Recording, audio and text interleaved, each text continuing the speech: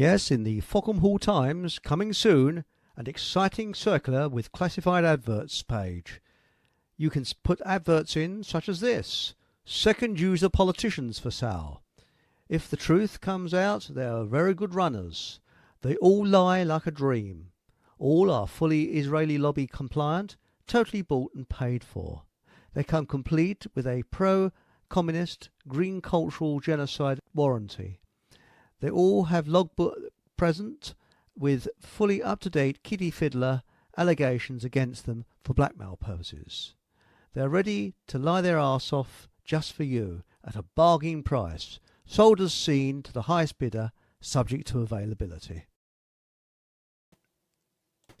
Good evening and welcome to another exciting show.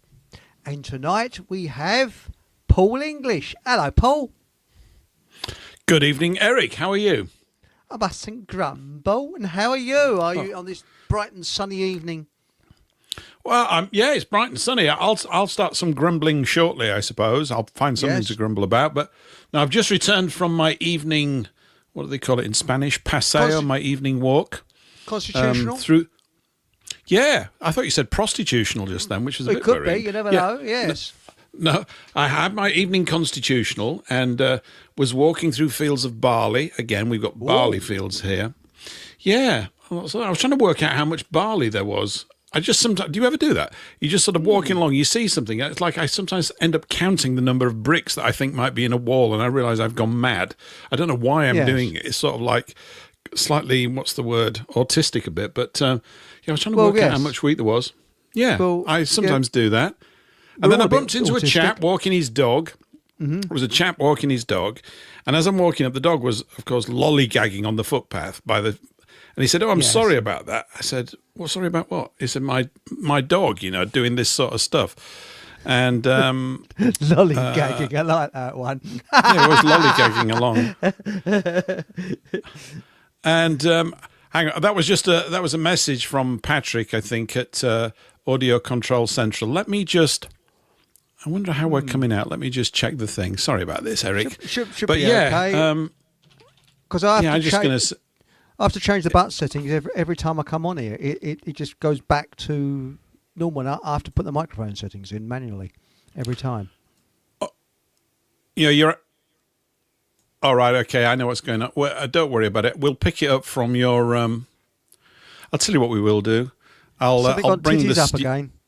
Yeah, don't worry about. Yeah, you're blowing the speakers out, and no one can hear me, which is probably for the best, really, when you think about it. No, hang on.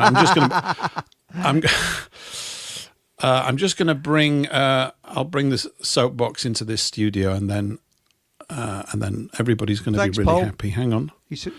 No, Paul, bus enthusiast, transport minister for Falkland. So we're loud and clear here. So. You'd be loud and clear on Rumble and Bumble and YouTube. Yeah. You're going to be fine on that. But I think going out of a soapbox in the radio, it's a bit of a mess. Hang on. I know what has occurred here.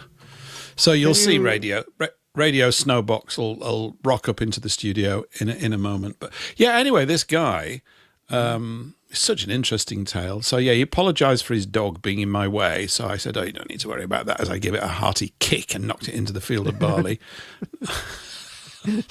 And anyway, there you go. Let me just check this now. Soapbox, you don't need to do anything with it. Soapbox is picking it up. Hang on, and we're double feeding. There we go. I think we're going to be okay now. So if Patrick says we're okay, thanks for that, Patrick. I knew exactly what it was. Thanks, mate. Yeah, he should be coming through okay now. Yeah, so the guy said, he spoke to me and went, "Hey, hello." And I went, "Ooh, where's that accent from?" Knowing full well where it's from. He said, "I'm from Yorkshire." I went, "Oh, that's very interesting. I'm from Yorkshire as well." Because I talk like this. And anyway, he came from Wakefield. And he's, bloody Wakefield. And then he started telling me, he said, "They don't have rugby league down here, do they?" I said, "Apparently not, no." No, they don't. So every now and again, although he was a bit longer in the tooth than me, he would jump in his car at sort of like 6 o'clock in the morning and go up to watch St Helens play Wigan or something. Good heavens. And come back. I don't know why I'm telling you all this, but there you go. See, I can't get away from Northerners even when I've come all this way to get away from them. No, I really like him, actually. And, of course, he has this typical complaint that Northerners, I said, folk around here are funny, aren't they? I said, are they? He said, they don't talk much. I said, oh, yeah, they are a bit more reserved down here. I said, I say hello to everybody really loud and sort of disturb them a bit as they're walking their dog. So, yeah, we had a sort of northern chat. It'd be quite tedious to anybody listening. In fact, I got quite bored halfway through it as well. But there you go. That was my pre-show warm-up, Eric. Did you talk about shovels, as I generally do, saying about how I generally show off of what my latest Spear and Jackson shovel, highly polished, that type of thing. Very interesting like that, and I actually cure insomniacs when I go on, and people go, "Oh bloody hell, it's not him again." No, there was no shovel talk that I can recall. I didn't manage to get round to that. We ended up talking about football. In highly derogatory terms, because it's just a very silly thing now. It doesn't mean much. I don't like it anymore. And when I say anymore, I haven't watched it for 30 years, really, so I'm not particularly keen on it. It's a pity. I think it's because of what it used to be. It used to be apoplectically exciting when I was a young teenager, and then it sort of wasn't anymore after that, so I couldn't really get into it. I think the last football match I ever really enjoyed properly was the semi-finals of the World Cup in 1990 when England played Germany and got knocked out in the semi-finals. But I was in my mate's flat and we'd all been working all day and we got back and he said, oh, look, we'll put it on in my flat. So all these guys turned up with beer and there must have been about 20 of us in his lounge and it was just a hoot. It was great fun. That was great. Lot of noise. And, all that kind of stuff. And did I tell you, have I bored you with my local footballing story? He said to me that he'd been down here to go and see Brighton a couple of times, but I couldn't stand it. I said, no. And I said something really rather vulgar about Brighton, which I couldn't possibly say on air. And then we've got a local team here. I said, some friends of mine were suggesting that we go along and watch them, And I said, is it fun? They said, yeah, it's great. This team, right, they were very close to getting promoted at the end of this season, which I guess must have just ended middle of May or early May, something like that. And they were second, and all the results had to go their way on the final day to go up. Anyway, the results didn't go their way. They did win their match something like 3-0, but the other team won it 5-0 and got above them. Much to the happiness of the fans, Eric. They were overjoyed. That's right. Yeah, they were really glad that they lost and didn't go up. And I said, what's that all about? They said, well, yeah, if they go up a conference division or whatever it is, then what it means is they have to perform by different rules and they can't drink beer at the matches. That's all. I thought, excellent. I like this club. I don't even drink beer. But any guys that say, look, I come along to watch the football, but the beer's just as important. If you're going to take that from me, I'm not going to rock up. I thought, these are guys who've got their priorities. So it's a Saturday afternoon out with the lads, isn't it? With a bit of football in the background. Yeah, so I like that. So I might go along and, I'll give you some footballing reports over the winter. I can be on the terraces. Here I am, it's absolutely peeing it down. I'm ice cold. I'm covered in seagull, SHIT. And it's just, and we're having a great time. So there you go, Eric. Yeah, that was my you mentioned about role. Dog. You see, I never tell gags about disabled people, but I'll make an exception on this one because I'm sure that a blind person would laugh at it as well, you see. And there's a bloke with a guide dog, and his guide dog is blind, you see. Cocks his leg up, this bloke's trouser leg. See, and the fellow goes out to him. He says, excuse me, he said, you know your dog's just peed up your trousers? He says, really? Hang on a minute. So he puts his hand in his pocket, gets out a little treat for the dog. He said, hang on a minute, he's just peed up your trouser leg and you're giving him a treat. He said, yeah, he says, that's so I know where his head is, so I can give him a swift kick in the ghoulies.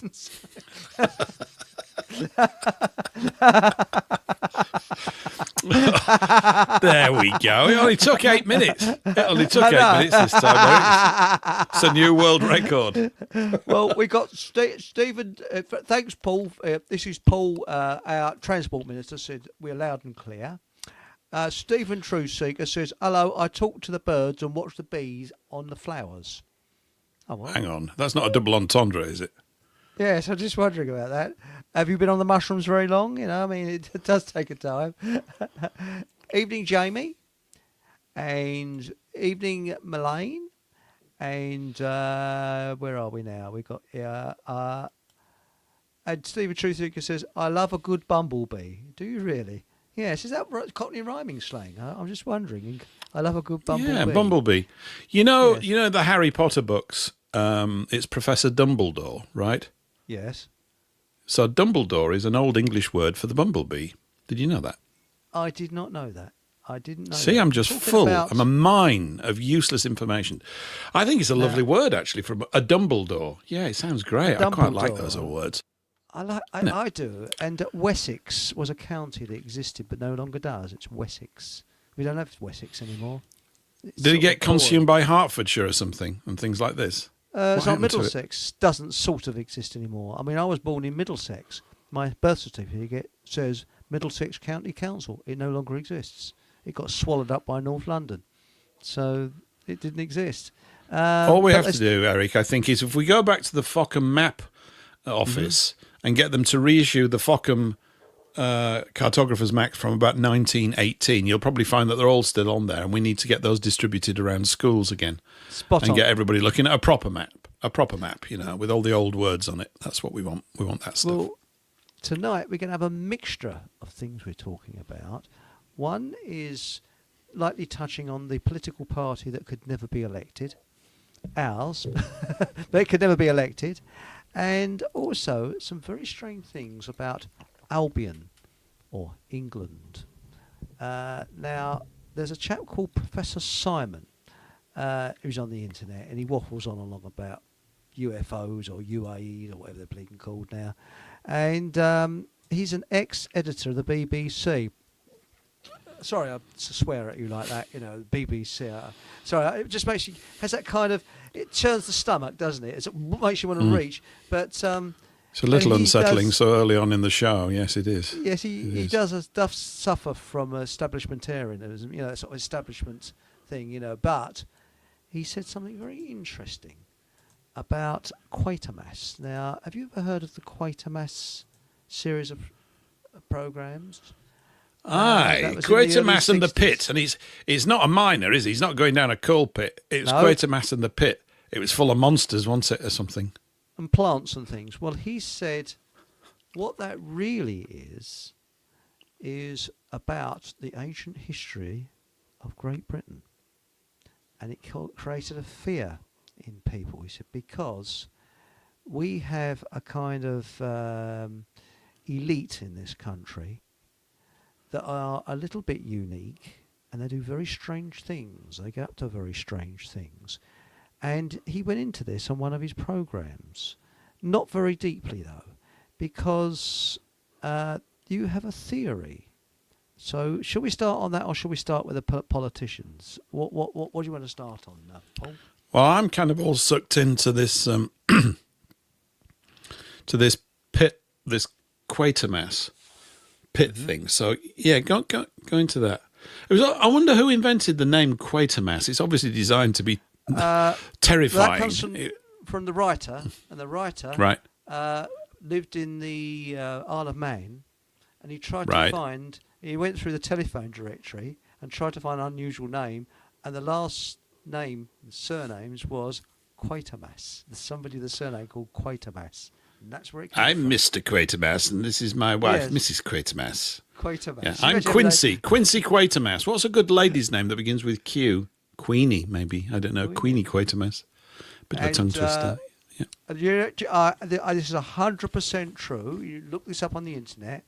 There's a chap in New Zealand whose same name is Itchianus. He must have had fun at school. The thing is, Eric, I don't need to look those things up because I know that you will. Seriously, you imagine poor sod when he was at school. Oh, was Itchianus? Yeah.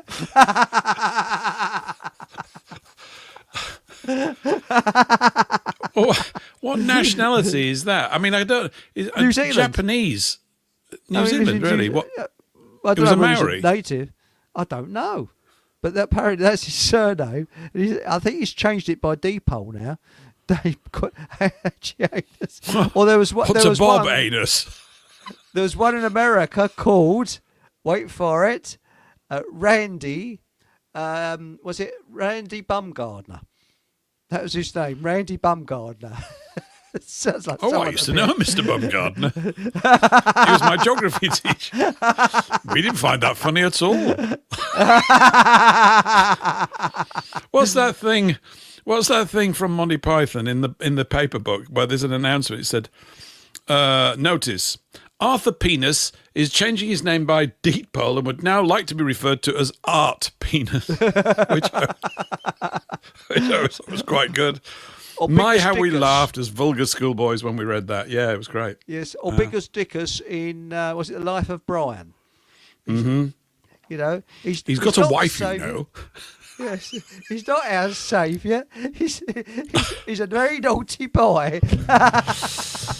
Yeah, what was it? What he said? Michael Palin with the lisp. You've got the wife, you know. Do you know what he's called? He's called Incontinentia. Incontinentia buttocks. Yeah. It's so childish that. Everybody was wetting themselves laughing. It's so childish and not even really funny. They're just being really silly. But it works. It was very funny because of it. Yeah. We're going to release a prisoner today. Who shall we release? What is it now? Trevor. I think it was Roderick. Roderick. It was Roderick. Release Roderick. They go, what did he say? I can't hear them, Centurion. They hit my funny phone. And Paul has said the other names to avoid are Megan Bacon and Wayne. Yes. Yeah. Yeah, Megan Bacon. Me egg and bacon. I quite like that. That's quite good. Place I used to work at, we had a client once, seriously, came in who was called Richard Head. He was. Oh, sod. It's just ridiculous. And then there was that rugby player that used to play for England about 20 years ago with a name, whose parents obviously had a great sense of humour, which I quite liked. Healy was his surname. They called him Austin Healy. After that, there was a car, wasn't there? The Austin Healy. Great car. Yes. Great car. And there was a client that we used to have, and a chap worked there whose name was Joe King. As his actual name, Joe King. So his parents were. That's nice. I quite like that, though. I quite like Joe King.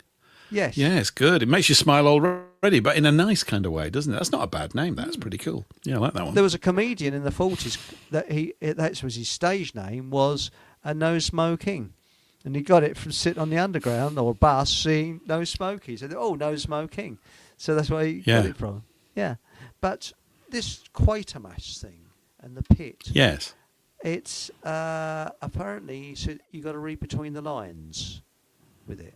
And he then went on to say that if you see the film Eyes Wide Shut, he knows for a fact that what was his name now, who did it, Stanley Kubrick, did, it was all completely recut and loads was taken out, and it was nothing like Kubrick wanted it to be after he died. And it was very mysterious. Yeah, he must have known, I think. Didn't he die quite quickly after that film was released? He wasn't alive for much longer after that film came out, was he? Yes. No. Now DJ Beto said, there was a teacher at my school called Phil Hiscock, and he had a son in the year above me called Paul Hiscock. And so I DJ. Do you really? Oh, well, that's very good. That's Stephen Truseeker. Now, that's interesting, isn't it? So, Paul Hiscock, yes. But what we're saying is that Britain is a very mysterious and ancient land. And in Spain, they say, apparently, long ago in Cornwall, because Cornwall is supposed to be one of the most haunted places in the United Kingdom. Although some people differ from that. Some people say it's Leeds.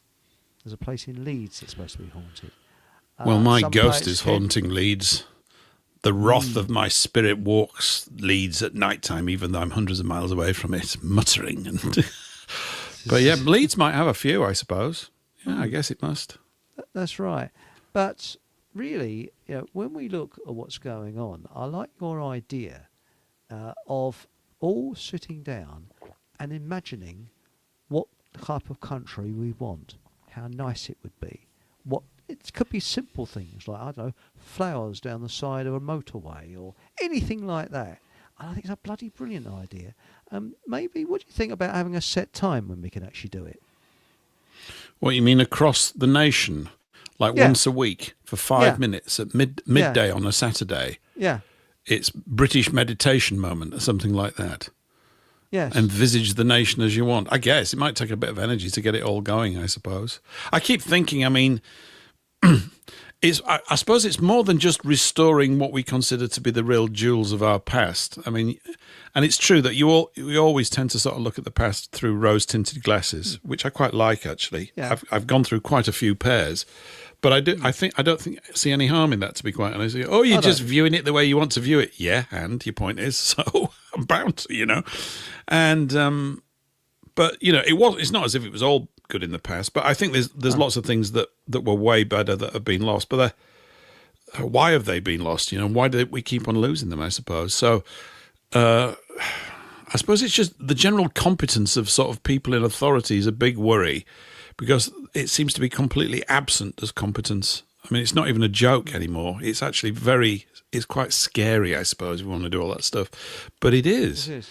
And even if they were lying to us in the past, at least they did it with a bit of style and had some sort of robustness about their personas and some focus and got some things achieved. Now you feel as though it's just politics is just a permanent mood swing or something. It's about the most trite and ridiculous reasons, and there's a sort of, you know, a ridiculous spiritual and mental stagnation, as it were, amongst those who are supposed to organise the country, and they can't. They're just not competent enough. They don't even know what to do, to be quite honest. So he said cheerily. Yeah, but the thing is, they're children, because communism, it believes that everything, people from university know everything. And that's why during the communist times in China and in Soviet Union, they sent people from the universities to tell farmers how to farm. But these people have never stepped foot on a farm in their lives. And that's why it's a mass genocides. Absolutely phenomenal amount of people died because of that. And we're going through that again. And as I said the other week, I dread to think, and I hope I'm 100% wrong, but I think that in the not too distant future, we're going to have buildings literally falling down and crumbling because they've changed the building regulations where it's privatised. So where you used to have an old builder come along, who was an ex-builder, who would be the building inspector, and generally they were quite nice blokes. They'd say, look, if you do it this way, it's cheaper and I could pass it. And they would advise, and they would literally get down a trench, take you know, they would really be very helpful to people. Now, some bloke fresh out of university comes along, goes, yeah, that looks okay, yeah, that's passed, walks off. And that's it. Can't get advice, anything, nothing, because you're paying them to get some twit from university who's got all the qualifications but no practical knowledge whatsoever to do the job. So I think we're going to have blocks of flats coming down, and this is what happened in the Soviet Union when they did exactly the same. They didn't privatise, but they just got people straight out of university to pass buildings when they had no practical knowledge whatsoever. And I feel that's in the very near future we're going to have quite a few building disasters. I suspect you might be very close to the truth there, Eric. Yeah, I think so. I hope I'm wrong. I hope I'm 100% wrong. I really do, for people's lives, you know. Yeah, I mean, as I was out on my little walk today, not that there were any buildings, that was the whole reason for going standing in fields full of barley. I'm pretty sure it's barley. I don't know my crops very well. I'm rather crap at crops. And crappy crops. Yeah, but as I was plodding back through the houses and everything, looking at everybody's pretty smart gardens around here. I mean, I can't say that mine's amongst that number at the moment. But I was looking at the amount of sort of real estate in people's gardens, and I thought it is obviously the case that were we to be so structured, all of these little gardens could be growing vegetables, couldn't they? All of them. Yes. And I thought, but I'm an oaf when it comes to the garden. I mean, really, if I look at my sort of capacity for practical things. I mean, I can build things and decks and redecorate and do all that kind of stuff. But when it comes to gardening, I really am a clueless oaf. And I didn't sort of grow up with it. It never really appealed to me. My uncle was very good at growing. He did a wonderful lawn, and my dad too, and they all had greenhouses, and they would grow things, and they all get excited about it. But I just thought, it's probably going to be needed. And yet we've become so accustomed to the way that we live. And it's a big mistake to think that you can change your behavior quickly. The more I look at it, the more it's these supposedly little things that I get pointlessly concerned about. I'm thinking, I don't know if people really could change that much. I mean, yesterday I was on with Rhea Bow, and earlier on in the show there was a little section about a word beginning with C from Katie Daly. And apparently this letter C stands for a problem, a really one of the great hurdles that we face in terms of sorting ourselves out. And everybody guessed, of course. I mean, no surprises for what the first word is that jumped into everybody's head, beginning with C. And anyway, the answer didn't have 4 letters. I actually said consumerism is what I was talking about. But the answer was, or the answer that Katie gave was convenience. And I've been thinking about it quite a bit, because it's true. You become kind of indoctrinated into a procedure in your day, in the way that your day operates.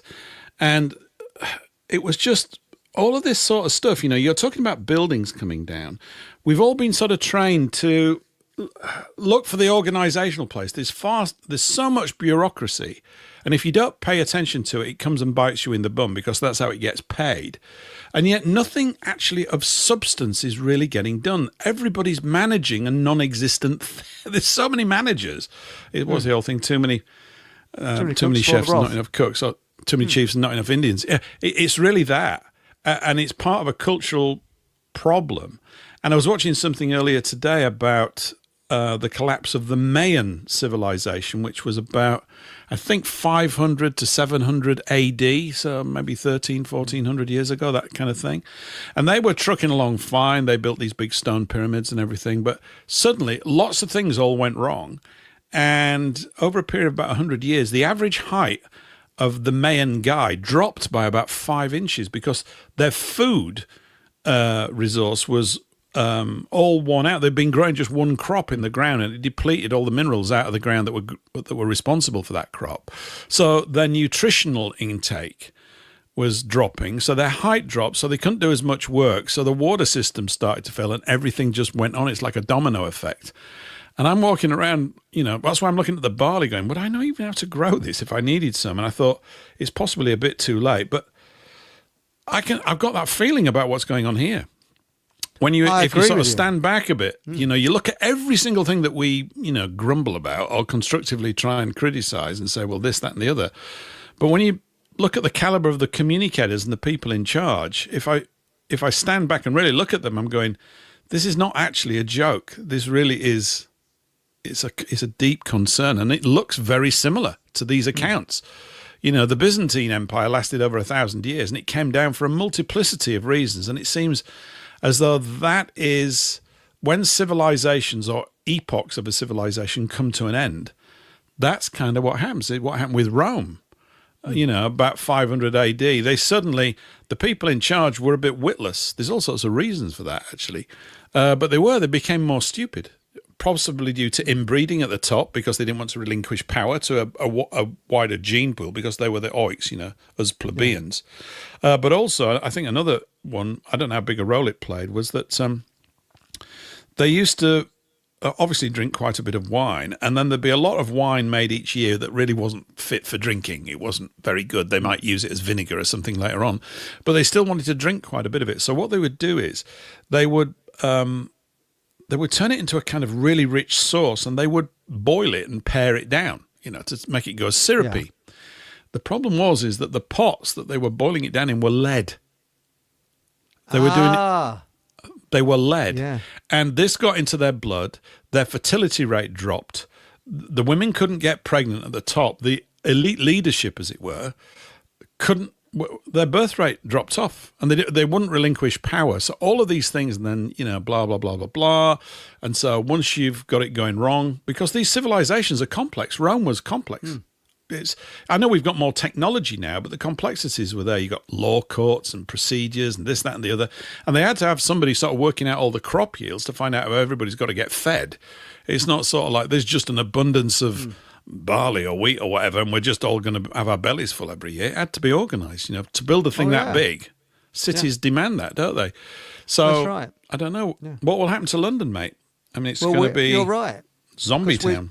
We're copying this now, and somebody is talking about if the Straits of Hormuz are closed, there's going to be shortages of oil. So you won't be getting petrol or diesel very easily, and that'd be a good excuse to put the price up and never put it down again. But the other thing is medication. There'll be a shortage of medication because apparently, although we make a lot of pills and potions in this country, toxic ones, all the ingredients are imported from abroad. So we may not be able to get them. And you realise the amount of people on antidepressants, it will turn us into, you'll have zombies wandering around. I mean, there's a lot of mental illness, a heck of a lot now, due to the food that we eat. They might all cheer up if you take them off those pills. Maybe it'd do them some good. Cheer up, you miserable sod. Of course, that isn't what depression is. That's what I know it isn't that. It's more of it is a physiological thing, isn't it? It's more of a sort of, there's all sorts of things that contribute to that. But yes, but there used to be, what was this guy? I remember a book in the 90s called all about interdependence. This was the big buzz. It was one of these sort of buzz phases that this is where we need to be going. Interdependence. You see, it's great. Of course, it's not. It's completely stupid.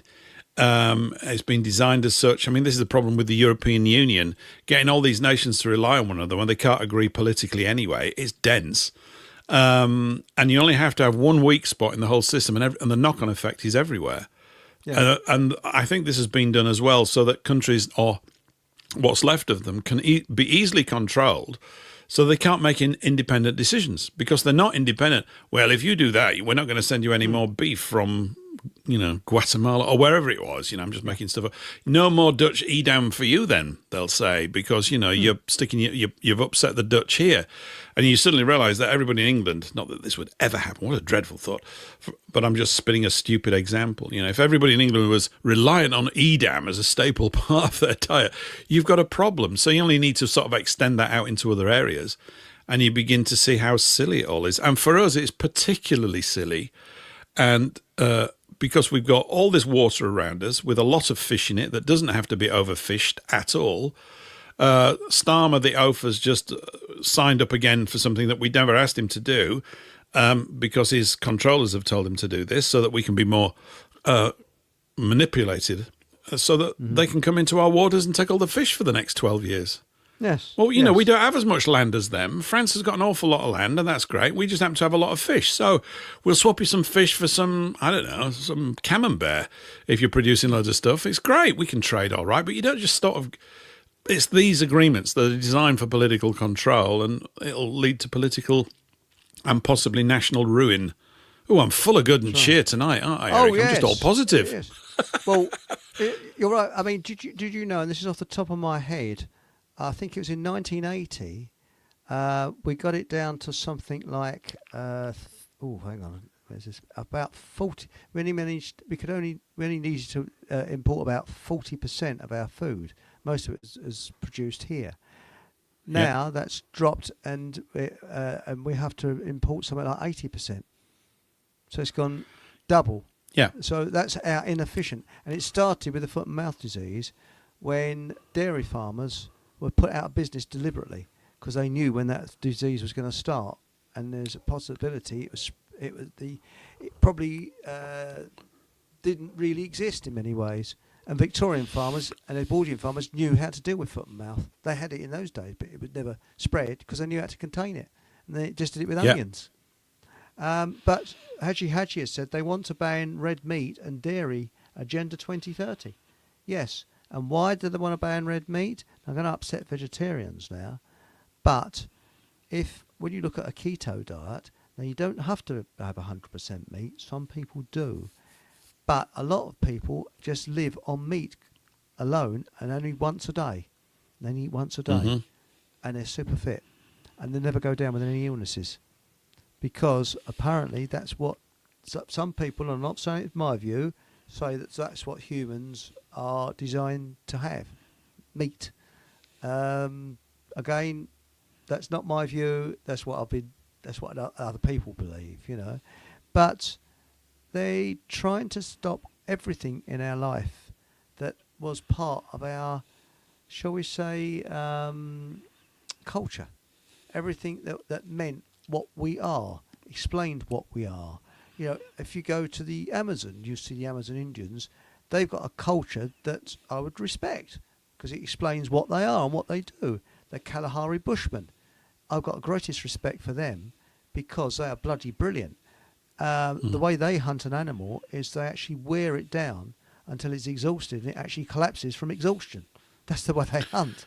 Now that is. You mean a bit the way that the government's treating us, just wearing us out, so people just give up. That's it. They get exhausted.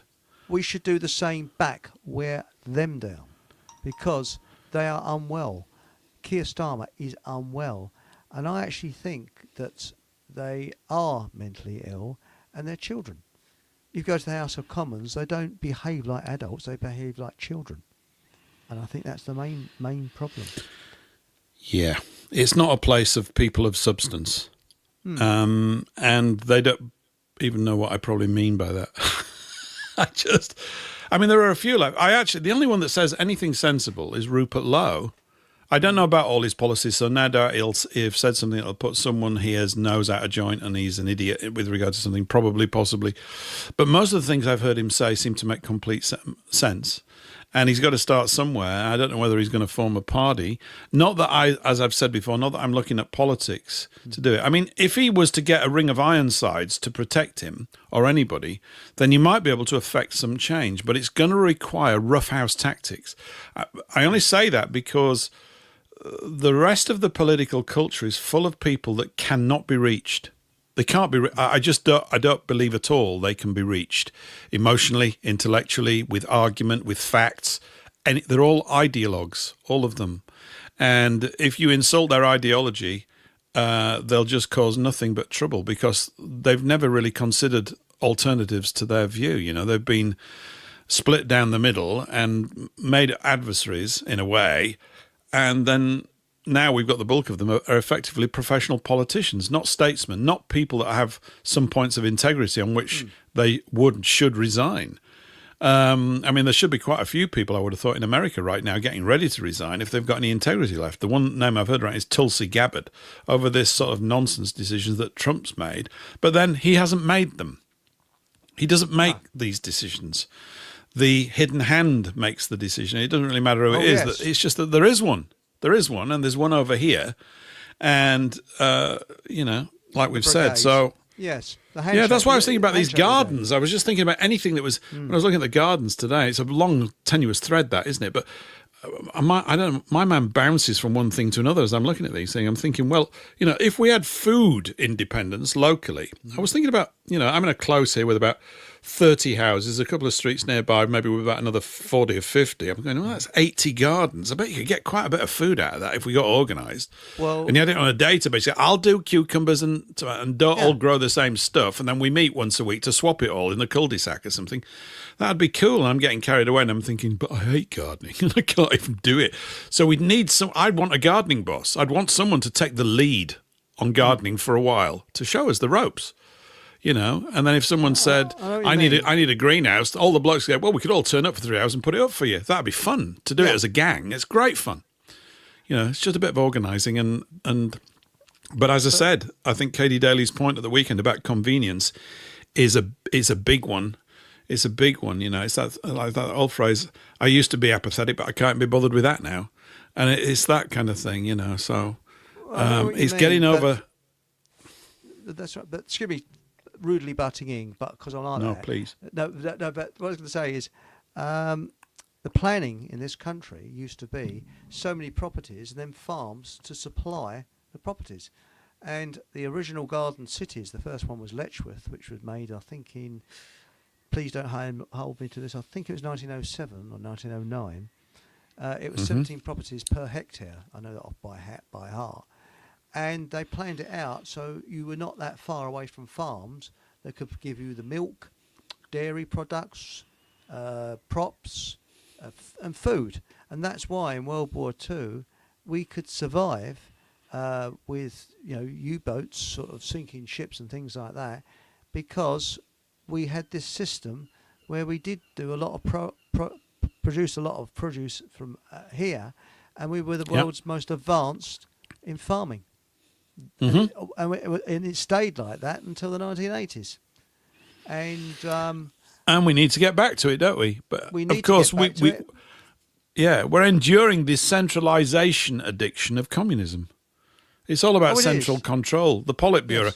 And they say, well, democracy is better. We can organize everything. And by the way, I think I mentioned the other week, didn't I, that, or maybe it was when we were on Thursday, in 1859, the number of civil servants running the entire British Empire when it was at this massive scale was 16,000. That's in 1859. Which is quite a few, I guess. Yeah, yeah. 16,000, though, it's pretty big what they were actually governing. Today, for just England and whatever, Wales and Scotland, 500,000. 500,000 people 500,000. administering, 500,000 people administering the nation. Now, if you work out that they're on 30 grand a pop, on average, some of them be on way more than that. I'm just probably being highly conservative. That's basically a lot of money. And now we've got it's computers. A lot of money. Yeah, but you think about it, the Victorians didn't have computers. We've got computers now, which is supposed to save on staffing levels. What is 500 times 30 million? It's a lot, isn't it? It's a bloody lot, I'll tell you that. 300 million, 3,000 million. It's 15 billion. So the wage, conservatively, the wage bill for this civil service lark is 15 billion pounds a year, just so they can all do nothing and get in each other's way and send paperwork to everybody. Has actually worked out 15 billion. Yes, that's right. And thank you, DJ B2. We'd actually worked it out as well, but it's great that you're working it out too. Well, that's right. I mean, also DJ B2 has said that foot and mouth came from Portland Down. Yes, I think it did. And he said, what was it? Starmer is a accelerationist. Yes. Yes, he is. Stephen Truthseeker said we had our own North Sea oil, and Thatcher sold it off. Yes, she did. She sold the whole country off. That woman was unbelievable. Against the people of this country, they've all been traitors. We want somebody who loves. She was kind of slightly a breath of fresh air. I know everybody loathed her. I don't remember loathing her when I was a teenager in the 70s, although all my mates up north did, because they all knew miners. And where my dad went, there were a lot of miners, and they were really hurt bad by it. And my dad felt bad from all that.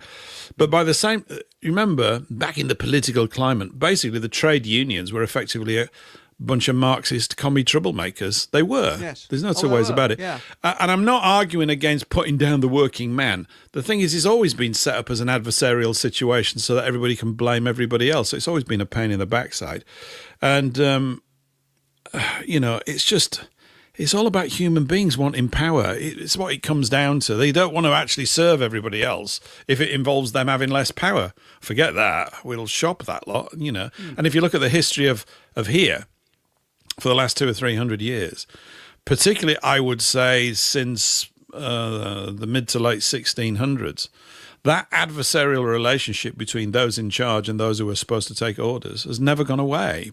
I mean, it's been covered up a great deal by popular mass entertainment over the last 70 or 80 years. There's been a sort of buoyancy in the land because we've been listening to pop music and dancing around, and there've been loads of great films for donkey's years. I think there has, really. And you only notice it now because all those areas are basically rank. I mean, they're just 10th-rate nonsense, usually what's being produced in comparison to the past. There'll be a few good things coming along, but the great distractathon is not as strong as it used to be, and they're still pounding on with this more. What we need is more bureaucrats. No, we don't. What do you think, Eric, about fracking? What's your views about fracking? Fracking.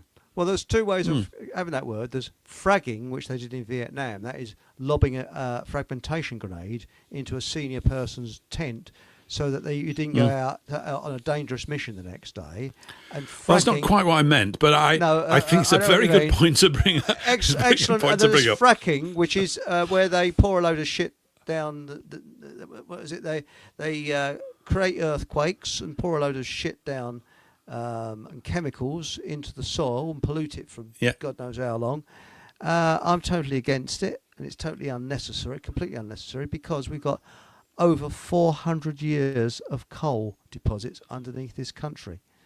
And also, you can actually have a nuclear-style power stations that are not dangerous. They use a different type of fusion, which is common, and it doesn't cause any radioactivity, any problems at all. The name escapes me. No, there's two types of reactors, aren't there? The fracking thing that you say, I mean, I haven't looked into it that much. I do know that region, wherever it is, northwestish here in England, there's a field. It's called the something field. Maybe somebody knows the name of it. It's not in my head at the moment.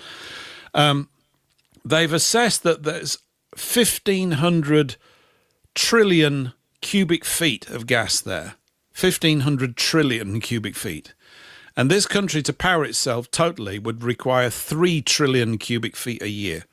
So there's 500 years of effectively very low-cost energy there. Really? Now, I accept that whatever plants they put on the land are going to bugger it all up, but I'm hard-pressed to see how much more they bugger it up than these bloody crap propellers that are absolutely useless and cost an absolute fortune and are just basically more posturing by the political class of, look how green we are. Well, you are green. You're naive. I mean, they're that green. They're just ridiculous, you know.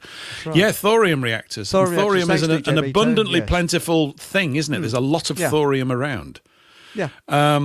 Also, the thing with the design of nuclear power stations, I mean, there are several designs.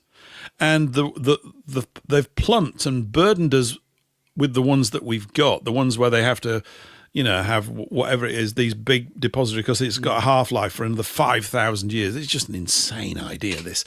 It is. It's absolutely bonkers to store it all. It's all got to be catalogued. Yeah, people are going to be around with clipboards, are they, for 5,000 years, keeping note of that. That's we're not asking for trouble there. But I think the reason for that, the reason why there's this nuclear waste, is as targets that could be used to threaten you. In other words, if we've got those reactors around and they're potentially like a latent poison bomb on the ground, which they are because of the nature of the material that they've produced, it wouldn't cost much, would it, to destroy huge areas of the country? You just go and bomb these waste sites with a couple of missiles. It doesn't cost much. So you're manipulable, therefore, at the political table. And I think that's part of it. I know that there's one kind of reactor, they've had a design for years, where it basically takes the material after the first burn or whatever it's called, after it's gone through once, they send it through again and again and again. And they can keep cycling it through again, so that by the time you get to the stuff that's come out after the last time you've done your magic with it, it's got a half-life of being toxic and dangerous for 35 years. Now that's, you go, okay, so why don't we have those then? But precisely. No. But we'd like to welcome a new viewer, by the way. Winter Artist, hello, I'm a new listener from Southend. Hello, Winter Artist. And he's in your neck of the woods, is he? Can't be a million miles from you, Eric, in Southend. About 40 miles Southend, yes. And is that where they have sticks of rock? They have sticks of rock at Southend, don't they? It's very famous for, now what was it famous for? Typhoid. Yes, is it really? Yes, it's famous for typhoid. In the night, my parents would never eat cockles and mussels from Southend because when they were kids, they had an outbreak of typhoid, and it was from the watercress beds, not only in Southend, and also the cockles and mussels, because as the ships came from Tilbury, they would empty their bilge tanks as they passed Southend. So the cockles and mussels were eating all this filth and muck, and the watercress beds were filling up with it. So my parents would never have watercress or cockles and mussels from Southend. But I don't like the look of mussels, though. They're just worrying looking. I think my mum used to eat them and stuff. I can't eat that. Look at it. I don't know what it is. It's like from another world. It's like from Quamass and the Pit, really, Eric. It's just that I'd never liked the look of them. when I was I'm a easily little put boy, off. when I was a little toddler, I'd said this the other night on the show. So, folks, if you heard this before from me, go and make a cup of tea now. As a little toddler, and at the time, there's lots of news headlines that Portuguese men of war jellyfish were washing up on the coast of Great Britain, and they do occasionally if the Gulf Stream is right. These Portuguese men of war, not they're pretty dangerous. So I was out there in my bucket and spade. I was ever so small. I don't think I think I'd started scoring. And jellyfish. So I went running over the bucket and spade, and my mum came tearing after me. Get away! She went absolutely bonkers. I think she lifted me up and gave me a bash round the backside. Nice. So I wanted to get the jellyfish, you see, and put it in my bucket and take it home as a souvenir to show my friends, you see. Oh, no, of course. I got a jellyfish. Look. So I was really quite sort of upset that I was a very inquisitive little child. Get away from those, from it, you see. So many years later, when I was old enough, I said, Mum, why did you go like that? About those jellyfish. She said they weren't jellyfish, they were condoms.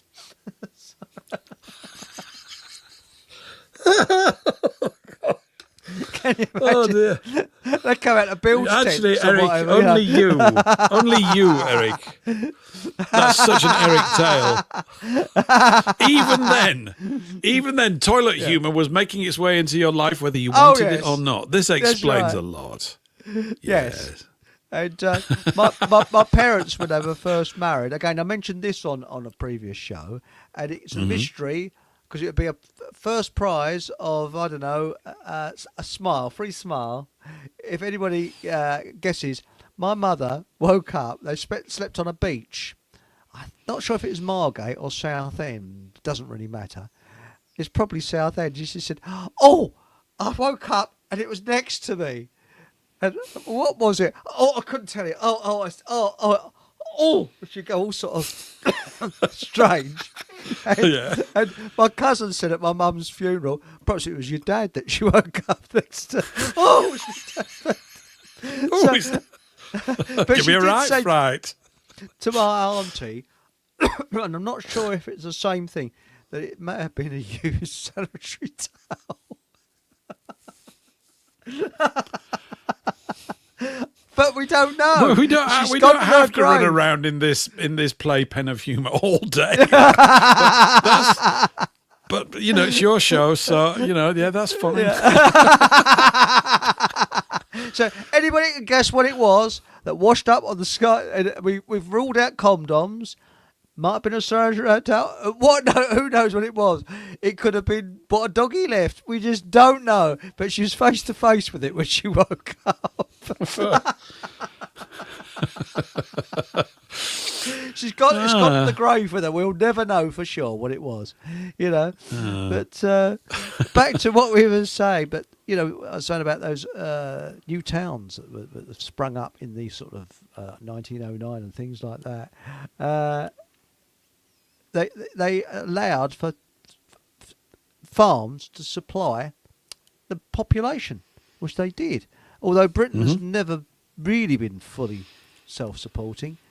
Although Dr. Magnus Pike, who spoke with his hands like this, reckon we could be if we had plastic and things like that. But I reckon we could be. I just think, I don't think it's been properly thought through. I reckon we could. I bet if you think about, there's tons of land in and around cities and major towns that's just not used. What was that town a few years ago? Maybe 20 years. It may be longer than that. I don't know. But I remember reading about this. All the sort of verges and roundabouts and things, they said, look, we're going to grow vegetables in them, right? Yeah. Just grow stuff. And they started growing veggies everywhere. And when they were ready, they put a notice that you can have these now. People just get their carrots from the... Why not? It'd be, I don't know. Marvelous. I don't know what I'm banging on about, really, but they did that in Germany during World War II. And they... Seriously, there's a film of it. And it might be on YouTube. And it was one of the earliest television... No, it wasn't that early. It was... Crystal Palace was the first. But it was a very... they experimented with television. It was about 1944. And it's very worry. And they had roundabouts in Germany, and they actually planted food on their roundabouts. What you were suggesting. That's where they planted foods in their cities and towns to give the people food. So I suppose nipping onto the roundabout to get your carrots could be a bit of a dangerous thing, though. It could be, wouldn't it? But it cut the population. Well, no one's taking these carrots because there've been 3 run over in the last hour trying to get onto the roundabout. You know? Yeah, but it serves the purpose that they're depopulated, which they want to do, whilst feeding people at the same time. So it's a win-win situation. What's not to like? Yeah, hit 2 birds with 1 stone. Yeah, fantastic. Yeah. Or one pedestrian with 1 sports car. Yeah, but I guess Well, and whilst the ambulance is scraping them off the road, it's causing a massive hold-up, which they want because they want to get people out of their cars. Again, brilliant idea. I love a good hold-up, don't you? They're great. Yeah. Aren't they fun? Yeah. Oh, yeah. And have you noticed that they're putting cones out now, coning off parts of the road for no apparent reason? Now, we've had this in Waltham Cross for months. Coned off, they're doing the paving there, but they're taking a bloody long time to do the paving. They've taken months and months and months to do some simple paving, which would normally take about a week. Why? I don't know. You know, weird, isn't it? I think they're probably training people. They train people. They know how long it takes. They go, this will take about 4 years. That's all right. It's very long-term, slow burn, a lot of it, although they're in a bit of a rush right now with a lot of these things, aren't they? And again, you know, we still need to form the equivalent of the civilian home guard to protect our parishes and counties, which is easy for me to say. It's not quite so easy to know quite how you're going to execute and do that if people are much more addicted to their convenience than they are to a decent quality of life. And it is a concern. I could say, look, it's okay. You can kill me tomorrow as long as I can just sit in my settee for another few hours and eat these pancakes and drink some beer. I could literally see it get like that. I can't be bothered to even defend myself because there's a disconnect. That demoralisation. There's no great goal, you see. All the great goal setting is taken over by the bureaucracy and their ideas are crap. We've just touched on 4 or 5 things here, which would be brilliant. I mean, if they said, right, we're going for thorium reactors, for example, and they really bigged it up on the news and everything over 3 or 4 years, it'd be just everybody get quite giddy about that. It's a bit like when they used to build a big liner or the Harrier jump jet got created or anything. You go, wow, this is cool. Some toys that we've just created and they're really world class and that's good. That makes me feel good about stuff. So there's a sense of, and those things pull everybody together. I mean, not literally, but they do. You've got a shared sort of feeling about something that's of your folk. We're all, you know, I know it's a bit corny, but we are all brothers and sisters. I mean, and you're not all brothers and sisters get on. I know that too. The history of this island is full of that. Yes. But nevertheless, it is true. Yeah, exactly. You know, sometimes the ruckuses in families are the worst ones. And it's extremely, you know, unpleasant and uncalled for, but it does happen. I'm not naive enough to think it doesn't. But it's that lack of bonding. It's, you know, it's why I've banged on about in the past about the fact that England don't field a national football team or haven't done since about 1977. Of course, I'm labelled a racist for saying this, but it's not racist. It's simply an observation of what's taken place. And so all of the actual natural binding glue that just came about naturally through nature because we were one group of people, which we still are. They can't stop doing that. But all of the cultural sort of expressions of us, they've all been nullified. And now it's a bureaucracy managed by a central control unit, and we're effectively units in an economic system. And this is one of the reasons why I keep banging on about the economic news not being worth the paper it's printed on, because it's control news. You're going to be controlled like this is what they should be saying. And we're going to come out with digital IDs because this will enable us to control you more effectively. That's the truth. Yes. But of course, they don't say that. They say it's going to make you safer. Well, it's not going to make us safer from people like you. I mean, yet again, it's like putting the fox in charge of creating the security system for the hen house. Not wise. But because we're denied a voice, and because even if we had one, they can't listen. So it's a major problem. It's like a dysfunctionality on a macro level or even on a micro level, like one-to-one communication has got mangled in all this. And when you you don't have shared values based on your culture, you're lost in conversation. He goes, this isn't working. You can't actually tell us good jokes if you're surrounded by a lot of people that are vague. You know, people that are a bit clueless, they don't get jokes, do they? Do you know what I mean? Crumbs. No, I don't get it. Yeah, go home. Yeah. But how many times you walked into a store and they have an announcement. For your safety, we have security cameras. For your safety. So does that mean that without the security cameras there, something could fall on you, the roof could fall in? How did the Victorians and previous generations, how did my parents and your parents shop without safety cameras? I often run into Marks and Spencer's, Eric, start shouting, I don't feel very safe in here. I need more cameras on me. I'm terrified of these cucumbers. Isn't it? Yeah, it's nuts. But it works. This is the problem with this stuff. Although it's a joke at this point, they just keep it up and keep it up and keep it up and keep it up, and people become more sensitive to effectively bogus threats, hobgoblins of the mind. Yes. And they're in the hobgoblin business. They create them all the time. Anyway, I know we're only saying things that are bloody obvious. My feeling is that we're being reverted back to a child state mind. Now, when a person goes into shock, they revert to a child. Now, for example, if you have a bereavement, it can be for a minute. You will revert with the shock. You will revert to, oh my God, you become like a child, and it's a natural thing. You look at someone. There's a film on YouTube of someone that was rescued from a plane that crash landed on an aircraft carrier during World War II, an American, and you see him shaking like a leaf. That shock reverts you to a childlike mind, and I think what they're doing, they're creating a sort of a shock environment for everybody to keep them in a childlike state, because I've noticed local councils and advertising and things like that are reverting people to this child mentality. Look at hospitals. Now, hospitals, people are like robots. When my father was in hospital, my parents were, there's elderly people with fingernails about an inch long, and where once upon a time a matron would get a nurse to cut an elderly person's fingernails. Oh no, under health and safety they can't do that now. So the poor suds are there with these great big long nails.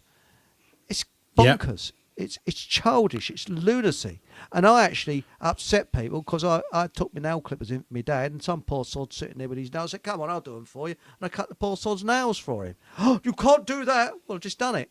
Oh, health and safety, and you're not qualified. What, cut your fingernails and toenails? Clear off. I mean... It's another symptom of this kind of hive mind that's been instituted. Yes. What is it? The Pope wears a bee's hat, doesn't he? He's got a bee's hat. And the Masons talk about this as well, about it's a big hive, and all the worker drones producing honey, we just want them in a hive mind. I mean, that's sort of... this is a beer mat, by the way.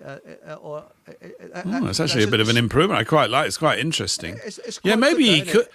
Yeah, maybe he could wear beer mats, then you have to see which pub he's just been to. Yes, this is it's for my glass of liquid here, water. I see that. Hi, Aunt Sally. A little comment here. I'm just looking at the things, Sally, Eric. Here she is. Yes. You would get the same people volunteer for the Home Guard, be the ones to do it, whilst the rest took the piss and did nothing. 100% agree. 100% agree. Yeah. That's what would happen. But I've noticed now the reason we still need to do it, though. Don't you think we still need? Yes. Well, we're all frontline troops. Every one of us, regardless of our age, is a front line. So we are. We're front. We can't help it. No, we are. We are. We are. It'd be good to start thinking in these terms, effectively. I think purely, even if it's just a case of, even if you didn't get anything done, but to create some esprit de corps would be very valuable. Very valuable. Like we've mentioned, all of these connection points, like pubs and all these other things that they're just wearing out. We have to find a means of combating these actions, and there are means. I think it's just we're all addicted to convenience. I mean, even screens, you think about screens. No doubt everybody here spends they're bound to spend an awful lot more time on their screens than they ever did, because 40 years ago we didn't have any screens, right? Nobody even bothered with that. I was too busy listening to records or trying to play the harmonica or whatever I was doing, stuff like that. But it's got a damaging effect. It's not that it's bad; it's that it's pushed everything else out that's bad. It's not that screens per se are bad, or even that TV is bad. It's just that when it begins to dominate most of your time, it becomes the sort of literally the predominating part of your life, and you don't realize, and it creeps up over you over 10 years. And that's why you see, find a lot of people in their middle and later years just sat there gulping at Coronation Street all the time. They're quite comfy. Right. It's all right. I'm just going to have a beer and watch some tut on TV. But they don't realize that 25 years go by and they've not done much. Well, that's all part of it. And I find that in the morning, I actually answer my emails and that over breakfast because I spent the only time. And I think, and suddenly I have a cup of tea and I realise an hour's gone by. And it's surprising how it eats away. And now I'm trying to get a bit strict with myself, What I do, for my email on a morning, Eric, I usually call him my butler.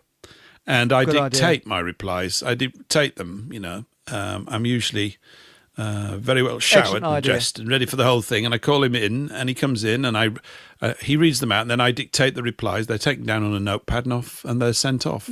And if we can afford it, we'll sometimes get one of those little runner boys and I'll write it in longhand and there'll be a wax seal put on it. Off you go, lad. Here's sixpence for your trouble. That kind of thing. That's the thing. And I'm a person that still writes with, and here it is,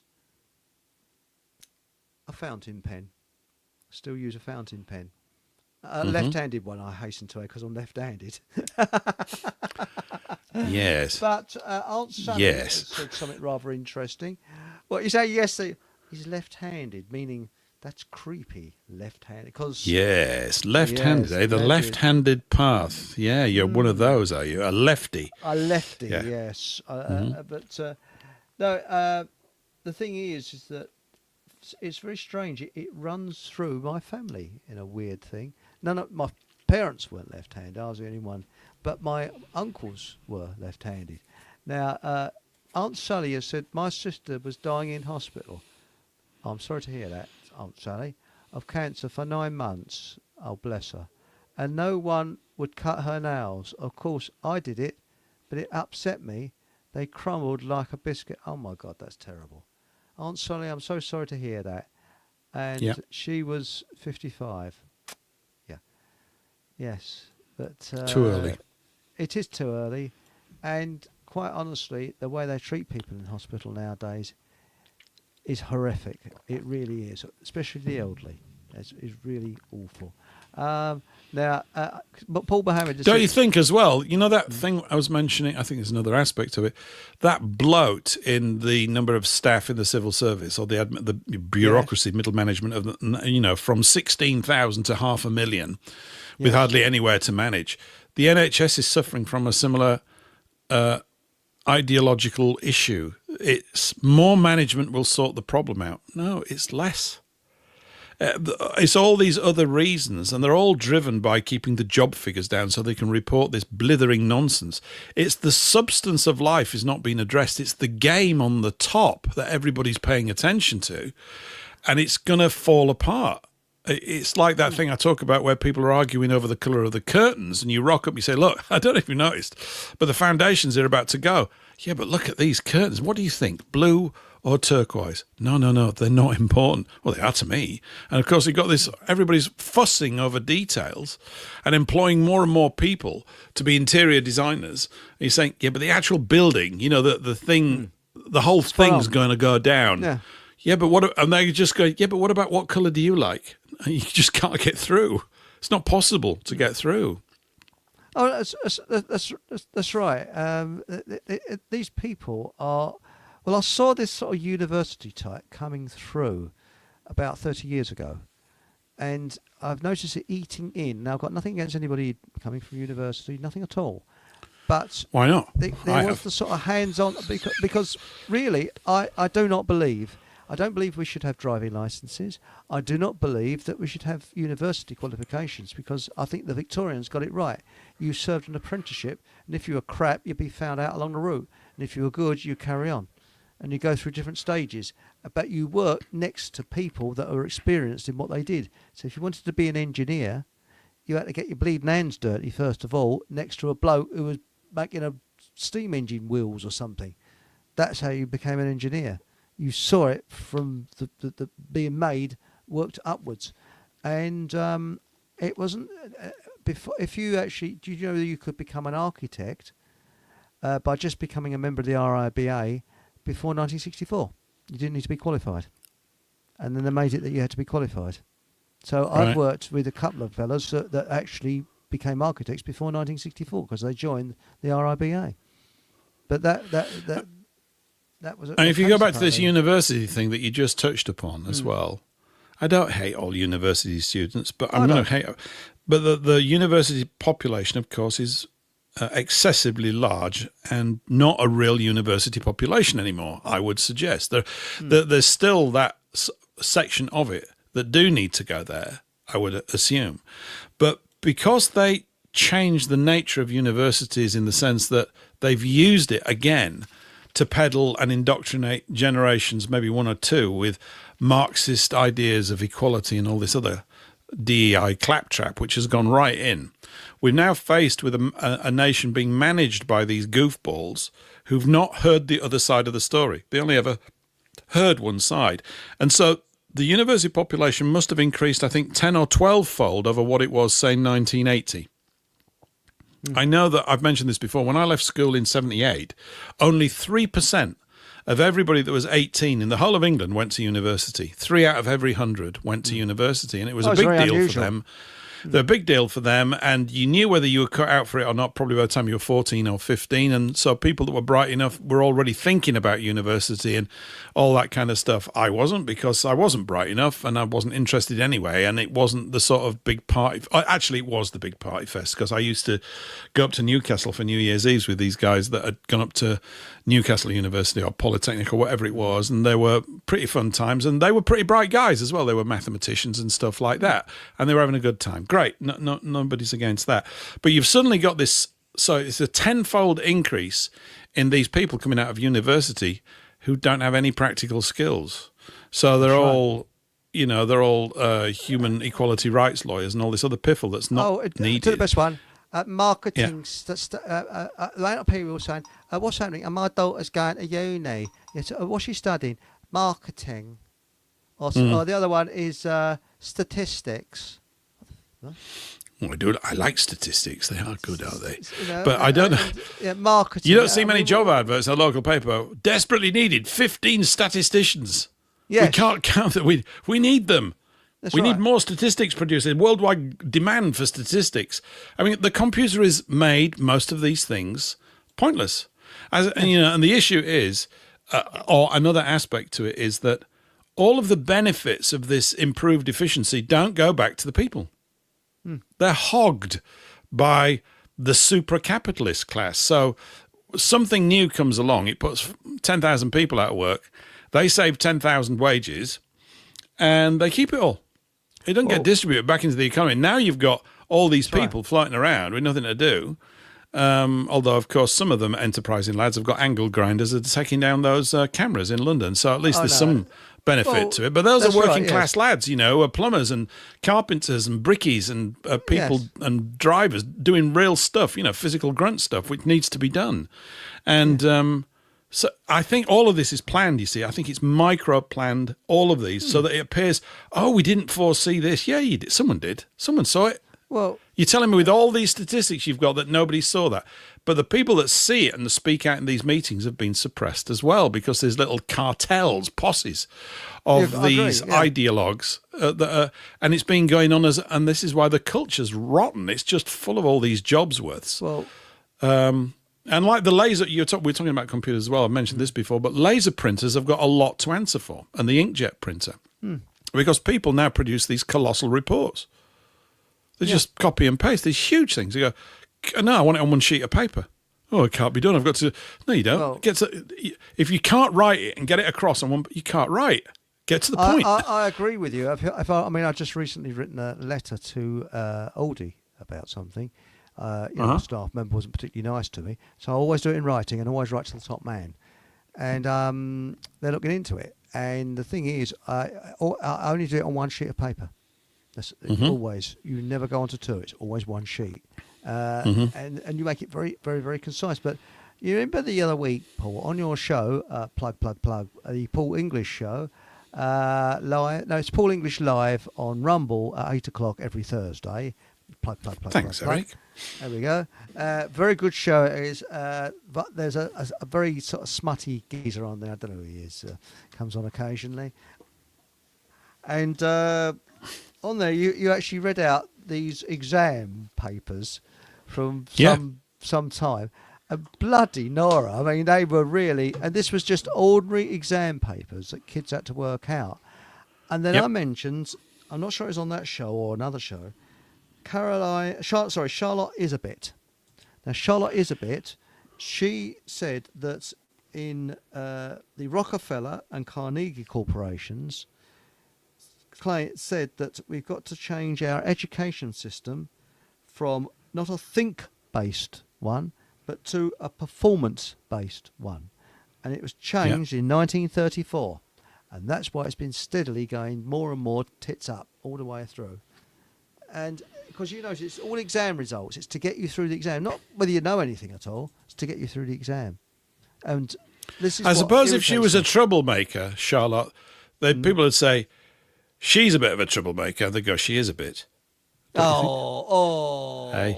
come on. I know the corny gag too. Hey, I tell you what, while you were talking as well, look, I love those exam papers so much. I've still got them in my browser. Let's read them a couple. You ready? I'm ready. I might have read some of these out before. I might find another one. Arithmetic, okay? Yes. 1. By the way, this is for schoolboys aged about 14. Something like that. Got my pencil this is from, ready. Right, here we go. This is England, 1859, I think this is, or maybe a bit later. Right, mid to late 1800s. Mm-hmm. Define reduction and practice. Explain multiplication and division as applied, both to integers and fractions. So there you go. You're 14. You've got to know that. Do you think they could do that? It's tricky, isn't it? Nora. I was just trying to work that out whilst fixing the levy this morning. Here's a nice one because it's got old proper money in it. How many tons of coal can be purchased for £315, 3 shillings, 10 and a quarter pence? That's a farthing. At 17 shillings, 3 and a quarter pence per ton. It's easy, isn't it? It's easy.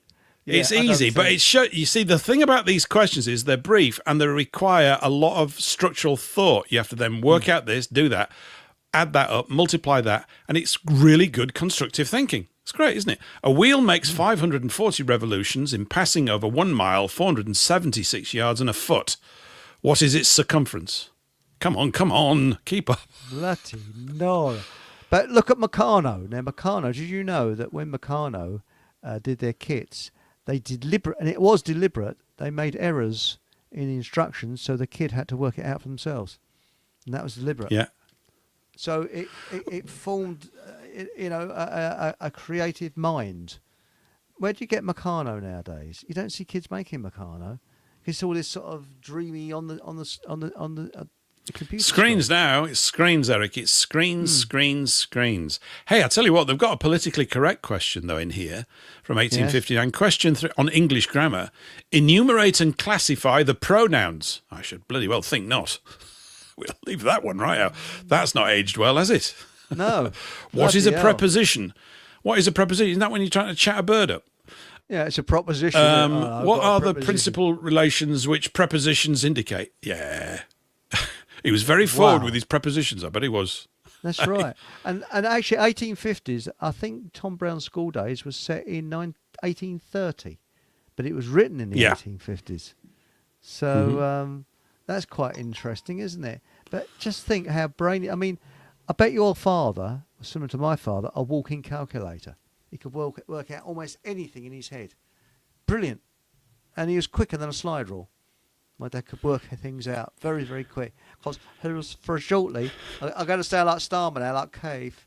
My father was a tool maker. Yeah, I used to do it to my dad on purpose to try and work things out in his head. Dad, if I have 2 hard-boiled eggs every day for a week, except on Mondays, how long will it take before I'm constipated?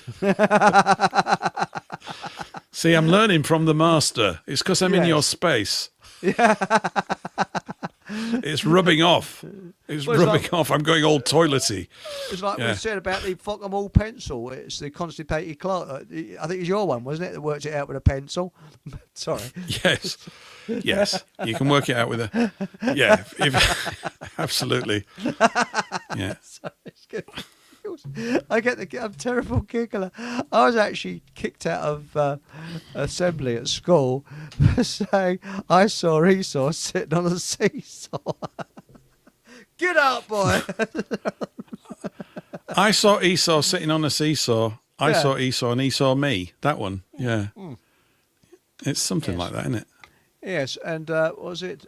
Jesus said to Moses, all hoochie should have long noses, except for Aaron, and he'll have a square one. Now, Winter Artist has said, I hear so much about hospital, in particular horror stories, and where he's at Southend. Yes, I agree. And Marlene says, MK Ultra, I think. Yes, that has a lot to answer for. And Aunt Sally said her dear sister died in 2014. I'm so sorry to hear that, at such a young age. And it is moving. But what I detest is the way the health service treat people in the last years. It's horrendous. Yeah. Now, Aunt Sally has come on to say, it was over 11 years ago and I've come to terms with it. But what I did learn back then is that the NHS well and truly sucks and never to trust it. 100% agree, because I did actually an exposure of the NHS on one of my shows and YouTube loved it so much they took it down. But what I looked at is that, did you know that it was actually founded by eugenicists? It was designed by eugenicists. And that was, It was a great cultural shift, wasn't it? Who was it? Was it Attlee? Or was it before that? No, was it Beveridge Attlee or something? No. It was Bevin. He was the minister in Not charge. Beveridge then. Not Beveridge. No. It's Bevin and Adder Attlee. And the chap that actually designed it and worked it all out was called, oh God, what was his name? Come on, brain. I'm having a senior moment. But the chap who designed it in 1943, and it was actually launched in 1948, Beveridge plan, that was it. William Beveridge was actually second in command of the Eugenics Society. You can look that up. It's on Wikipedia. And do you know who was actually in charge of the Eugenics Society? A chap called Winston Churchill. Well, he got about a bit, didn't he? He had a great love for his fellow Englishmen. He loved to kill them. He loved to see them die, didn't he? Yes, he did. He was very good at that. And also in 1948, a certain group of people who make nasty tablets out of oil-based products were welcomed in with open arms, and they systematically destroyed all details of natural medicine, and their PR departments set out to make natural medicine look like witchcraft, which they successfully did. And that's what they've been doing ever since. I mean, it runs on PR. I think there's just, I'm going to put my sort of Ron optimist hat on.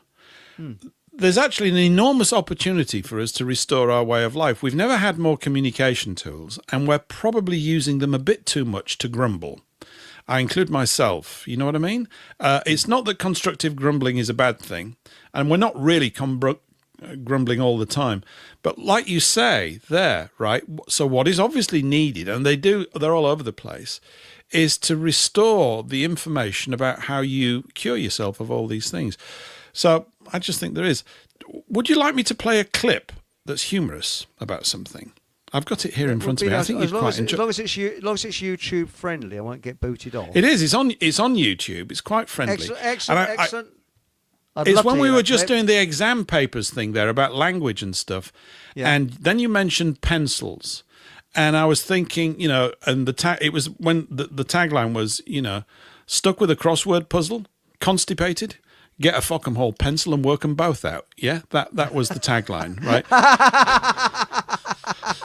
Okay, so this is This is oh, you'll know who it is, but I'm just gonna. It's a few minutes long, but I think you quite enjoy it. I hadn't heard it in years, and I stumbled across it about a week ago, and it's well. Here we go. You'll know who's in it. 16 across. It's green and often found on football pitches. 5 letters. GRA something something. Green, often found on football pitches. GRA something something. Grandstand? No. That's too long, grandstand. No. GRA something something. Grass. What? Grass. A child of 5 could see it's grass. Excuse me, I mean, who's doing this crossword? Me or you? Well, will you try not to talk so loud, please? We're all trying to do proper crosswords here. Oh, I'm sorry. Oh, sorry.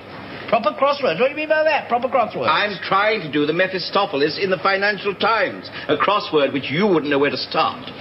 As it happens, I could do any crossword put in front of me, including Mephistopheles. Just happens that I prefer the Sun, Junior Coffee Time, easy clues, that's all. Just a matter of taste, that's all. The Sun. People only buy that for one thing. Rather, a couple of things. 2 across. There you are. See what I mean? They peck holes in your milk bottle tops.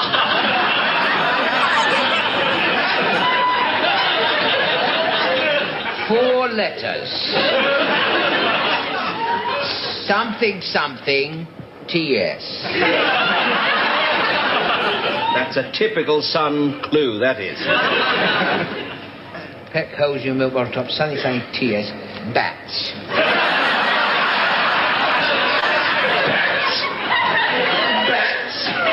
Since when did you last see a bat peck a hole in your milk bottle top?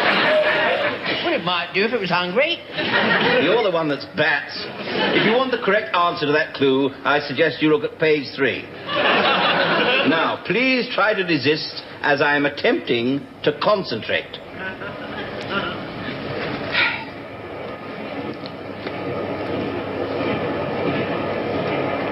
It's red, it smells, and is often picked in the garden. 4 letters, something, OSE.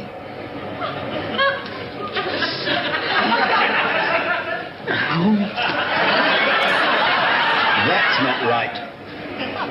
What?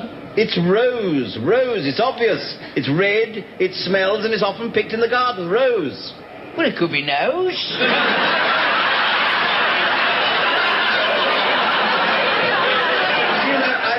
Anything like that crossword.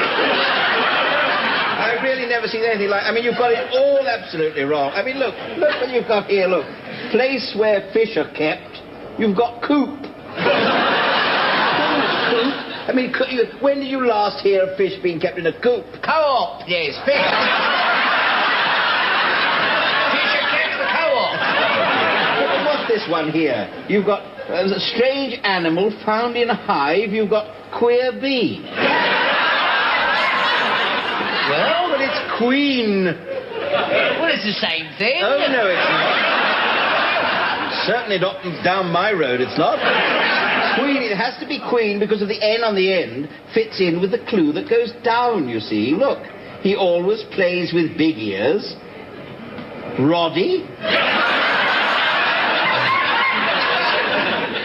Roddy, it's Noddy, you fool. Roddy in Toyland. No, it's not Roddy in Toyland, it's Noddy. Roddy in Toyland, big ears, and PC Plop.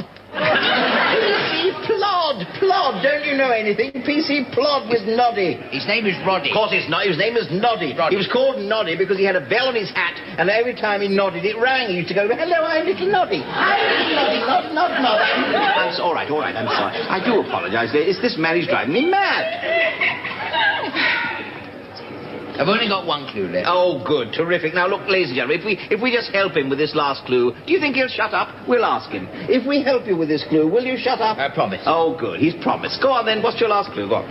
6 across, 4 letters, often found in the bottom of a birdcage.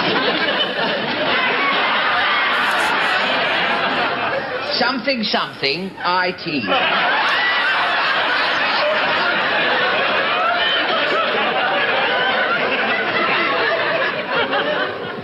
grit. Excellent. Great, of course. Has anybody got a rubber? And all done with Fock Two and Hall Ronnies. pencils. Yeah, That's right. I just went back to a different world there for 5 minutes. Yeah, so Oh, there you go. Two that, Ronnies. that was what it. Now this is that was brilliant, and there's an interesting one from Paul Mohammed. Old one was, which one is heavier, 1 ton of coal or 1 ton of feathers? Oh, hang on. That's tricky. I know the answer. Yeah, it's feathers.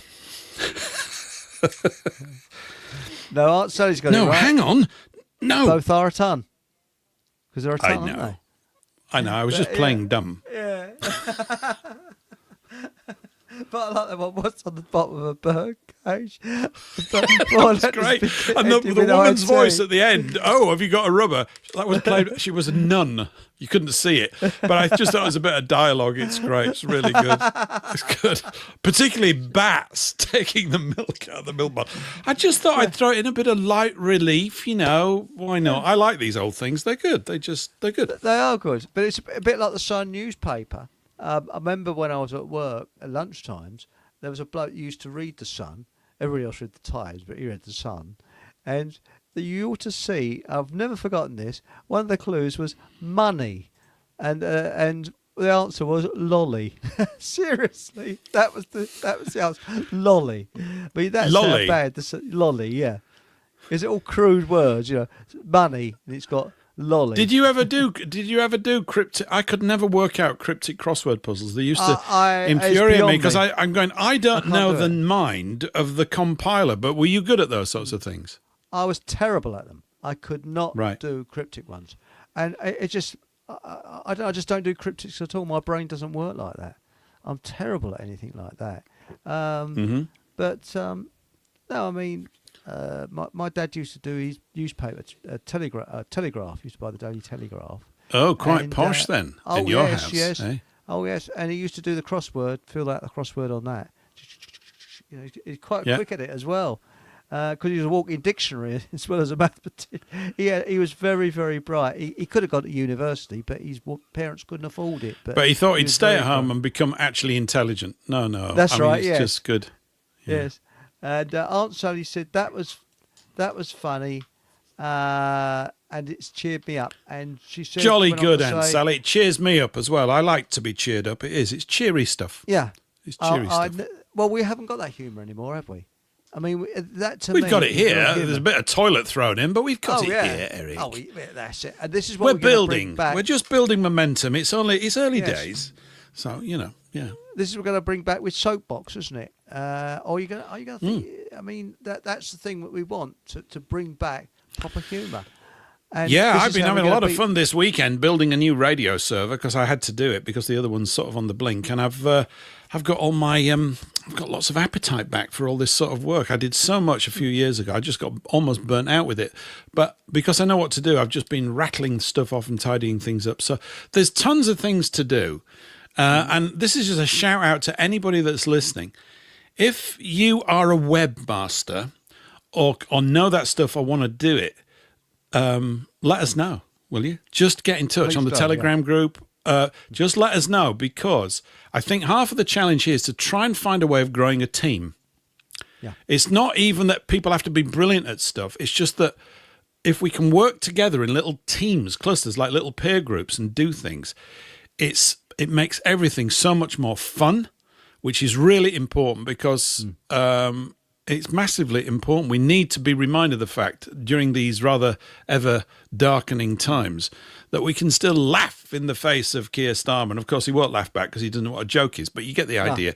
I agree with and I you. think we need to do these sorts of things and just say, look, we can get together and have fun, and we can create some stuff. And the more we spread around any sort of skills or knowledge bases and get more people covering for one another on stuff, the more we can do. Two people can get 3 times the amount done that one person can do. 4 can get like 8 times the amount. It goes, as long as it's organised right. Then you get to a certain size where it gets top heavy, you've got to stop. So I think, groups 4, 5, if they're put together well, can just power through stuff. Oh, yes. And Only it's small we need groups. lots of little clusters all over England doing it, like a little network. Yeah, I know I'm getting carried away, but and I it's sort of like also- without...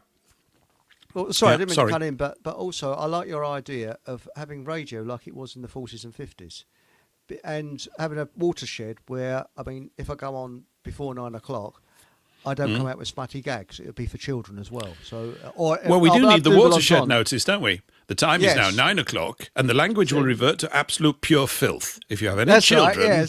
Yes. please put their ear defenders on now. If you haven't got any ear defenders, you can buy them for £5.99. Send cash in an envelope to the Bike Sheds, Southport Pier, Wall. Harry. You know, Well, we got here. Was it Paul Mohammed? This is a cracker. This. I laughed so much I nearly gripped myself.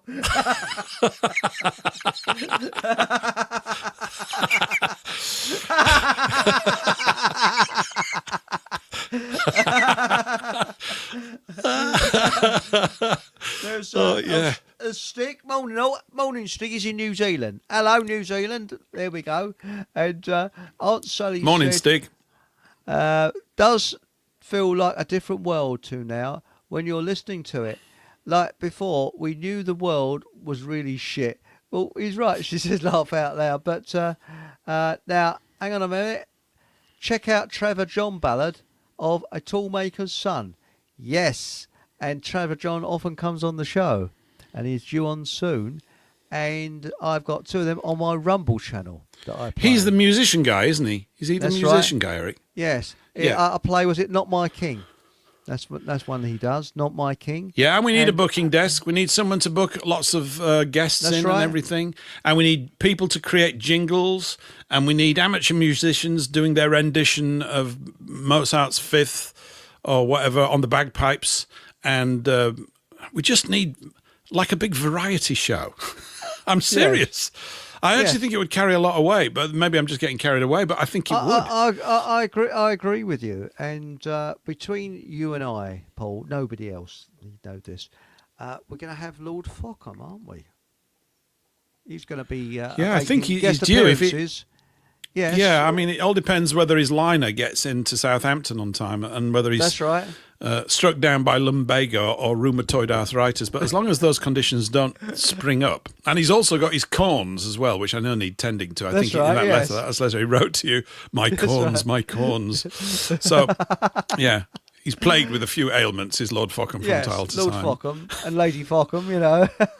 Yeah. And now, answer, he said, was it me, only me, that when he read out the clue at the bottom of a cage, my first thought was actually as the answer? I actually thought that as well with IT, yes. Well, everybody did. I mean, as like I said, if you saw it on the thing, the woman at the end who says, "Have you got an eraser?" at the end of her Fockham Hall pencil, of course, she was crossing out because that's what she'd put in. But that's one of those things that's delivered subtly through the visuals. But it's great. It's really it's good family humour, that, isn't it? It's just a little bit knuckly, but nothing too bad. And I can just see my dad laughing his socks off, and we're all comfy with one of those. It's just good stuff. It's great. Children Ronnie could Barker hear was it. absolutely. He was brilliant with Ronnie Barker at writing he was. all those wonderful linguistic things that he did, and his love of language and to play around with it. It's tremendous. The only thing about the two Ronnies that I didn't like, I really didn't like it, was the end of show dancing thing. I never liked that. I never liked the musical thing at the end. It used to irritate me. But their sketches were brilliant. Absolutely fantastic. I don't like men dressing Tremendous. up as women. He's also, and apparently Ronnie Barker hated it. Ronnie Corbett was okay with it. Ronnie Barker hated dressing as a woman, and I would if he had to do it. I just do not like to see men dressed as women, because to me it's an insult to women. Women are women, and men are men, and we respect each other. And you know, I don't know. I don't like drag acts. I don't find them funny. I'm a bit. I weird never about that, yeah. never ever liked it. No, I know the Pythons did a lot of drag stuff, and some of it is funny, but it's sort of like they're really coming across as blokes. But overall, they weren't my favourite sketches. I'm just always uncomfortable with it. It's just you don't need to do that, really. You know, don't really need to do that. But that's right. Danny LaRue, hello, darlings. No, bloody hell. Mind you, he would be quite good in our feature film list, wasn't it? Danny LaRue is who would he be? Darth Vader. No, it could be Winston. Is Winston Churchill? Down Mother, or was it down Mother College doorstep? You know. But I still think Julian Cleary would be better. We fight them on the beaches. We fight them on the land. Oh, You've got to stop doing this, Eric. The wind's going to change and it's going to stick. And you're going to come onto this show and you're going to be talking like that, and I'm going to have to go home. This will be no good. Well, terribly so. The show's had to be cut short this evening as Eric has been struck down with claritis. Claritis. It's terrible. And you just hear you going off and think, oh, I know, and everything like this. You've got to not do that. It's really distressing. Have you ever had the giggles? I'm terrible for getting the giggles. Once. And I went to a shop once and the bloke spoke like that. It's a shoe shop. And I just had to walk out. I just couldn't stop laughing. There's a bloke in there. He talks like a right buff. It just hit my funny bone. Weird things like that hit my funny bone. But Winter Artist from Southend said Aidan Killan, never heard of him, and Tanya Edwards for the comedy. Have you ever heard of them? Never heard of them. Now, Aunt Sally said, I thought they lie in cages with sandpaper. Now, I've got a funny story about that. My sister had a budgie called Joey, and then we had another one called Billy. And I think it was it either Billy or Joey? I can't remember which one it was. He used to, when he had the cage, he used to turn around and do what cats do, and sort of do a back thing and flick shit all over you if you was near the cage. And he was very clever at it. His aiming was spot on. But my auntie had a budgie. Then it used to, you know, those spring doors that you used to open the budgie's cage with. Do you remember those? Yeah. You know, yeah. Well, she had a budgie, and it was bloody clever. This budgie. One day, it used to get the weight of its body, swing backwards and forwards, and then fly out, and the weight of his body would put the drawbridge down, and it just miss his towel. And my uncle was outside, you know, on his vegetable patch, and a budgie flew out and landed on his shoulder. And he said, all right, it'll be all right. And he just walked in with it on his shoulder and put it back in a cage. But this thing used to let himself out, you see. Well, this is another occasion where you shouldn't laugh. And I was very young. We went over there. My auntie was rather sad. He said, well, what's wrong? She said, well, I thought you were so laughing. She said, poor, I can't remember the name, the budgie, shall we say, has died. Mm-hmm. She's really, he actually dive bombed and fell in the sago pudding. A poor little sod. What a way to go, to fall in the sago pudding. And do you know what we had for afters? Sago pudding. Now, what did you call it? Sago? Sago. Sago. Oh, sago pudding, yes. I loved it. There was sago pudding, there was rice pudding, there was tapioca. My favourite of all of those was ground rice pudding with nutmeg on. Oh, I love that. With the skin on the I love rice pudding. I love rice pudding. My dad used to call it Chinese wedding cake. Rice pudding. Yes. Chinese wedding cake. That's a good one. Did your dad? By the way, well, I've heard of that one before, but what I was going to say, I'm not laughing at the death of my auntie's budgie. But it's just something, I love animals and I'd never laugh at their death. But there's the way she put it over, he died in the sago pudding, you know. And but I like what Paul has said. He said, maybe Lord Fockham should arrive in a dinghy rather than a liner. He would get everything sorted for him. Excellent, you wouldn't need a passport. Straight in. Perfect. No, yeah. That's right. Yes. Well, maybe he'd quite like that, a sort of rough and ready landing over here. I don't know how Lady Fockham would handle it. Well, she'd be okay, you know. And she could get a job. No, they wouldn't get a job at a call centre because you couldn't. The number one thing to get a job at a call centre is, one, it's got to be overseas, and two, you're not allowed to speak English. You've got to speak a kind of call centre English, so you can only understand one word in 5, something like that. That's what you get when you phone a call centre, you know, a customer service. Yeah. But Aunt Sally said, my dad looked so much like Ronnie Barker in middle age. Did he? That's interesting. Yes. Yeah. Always, your winter artist said, always hated when Lee Evans did a song too. Ha ha. Didn't know why. Yeah, some of these people. It was that bloke. What's that thing that all comedians want to be singers and all singers want to tell jokes? Isn't that the thing? I There's think it is something because Mike Yarwood used to sing and he couldn't bleed and sing. It was horrible. Do you remember that? Paul I know, said he did. Ronnie Barker was a genius. I agree with you there. It is fair to say that without Barker, Corbett would have been nothing. Also, never liked Corbett's monologues, nor did I. And I think Ronnie Barker, he was the writer because he went under a different name, didn't he? And yeah, he did actually. He was a script writer. He's credited with a different name. Yes. I actually didn't mind. Some of the Corbett's monologues in the chair were a bit dull, but I liked the fact that they didn't have a joke in them. I actually quite liked the idea that they were basically just a meandering thing. I actually quite liked it as an idea. And he'd just sit there. He was always obviously very small in this big chair, and I thought that was funny in itself. I quite liked it. But yeah, they weren't as vivid or as striking as the other sketches they did. Didn't they do a whole series about the phantom raspberry blower of old London town? Written by Spike Remember that Milligan. series? That was my favourite. And as you can imagine, the phantom raspberry blower. I was crying with laughter with that. And it's actually on YouTube. I'm shocked. Yes. I know. That was really good. That was a great sketch. When he gives his card over and the butler says, because Ronnie Barker was a brilliant actor. He was a real actor because he was the part that he acted. He wasn't like Michael Caine, who was the same in everything he acted. You really don't like Michael Caine, do you? Can't stand You him. really don't like Michael Caine. Oh, Not a lot of people know that, everybody. Off. Yeah, but Eric really don't like Michael Caine. Not a lot of people know that. Yeah, that's right. Blank card. There's nothing on his, sir. Well, there's no address on this, sir. Well, I'm never in. Oh.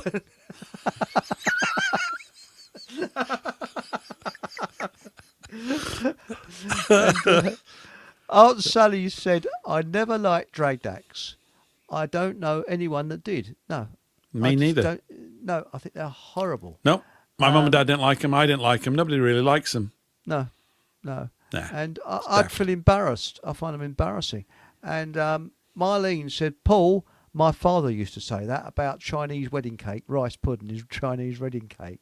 Yeah. And Aunt Sally, also, I didn't like his monologues either. I found him boring, to be honest. I did. I found him a bit boring, I liked his stutter. He got, and then he'd adjust his glasses. I'm thinking of certain mannerisms that I actually found. I didn't like them at first. As I grew older, I sort of, maybe there's a great poignant hidden meaning in Ronnie Corbett's monologues, but probably not.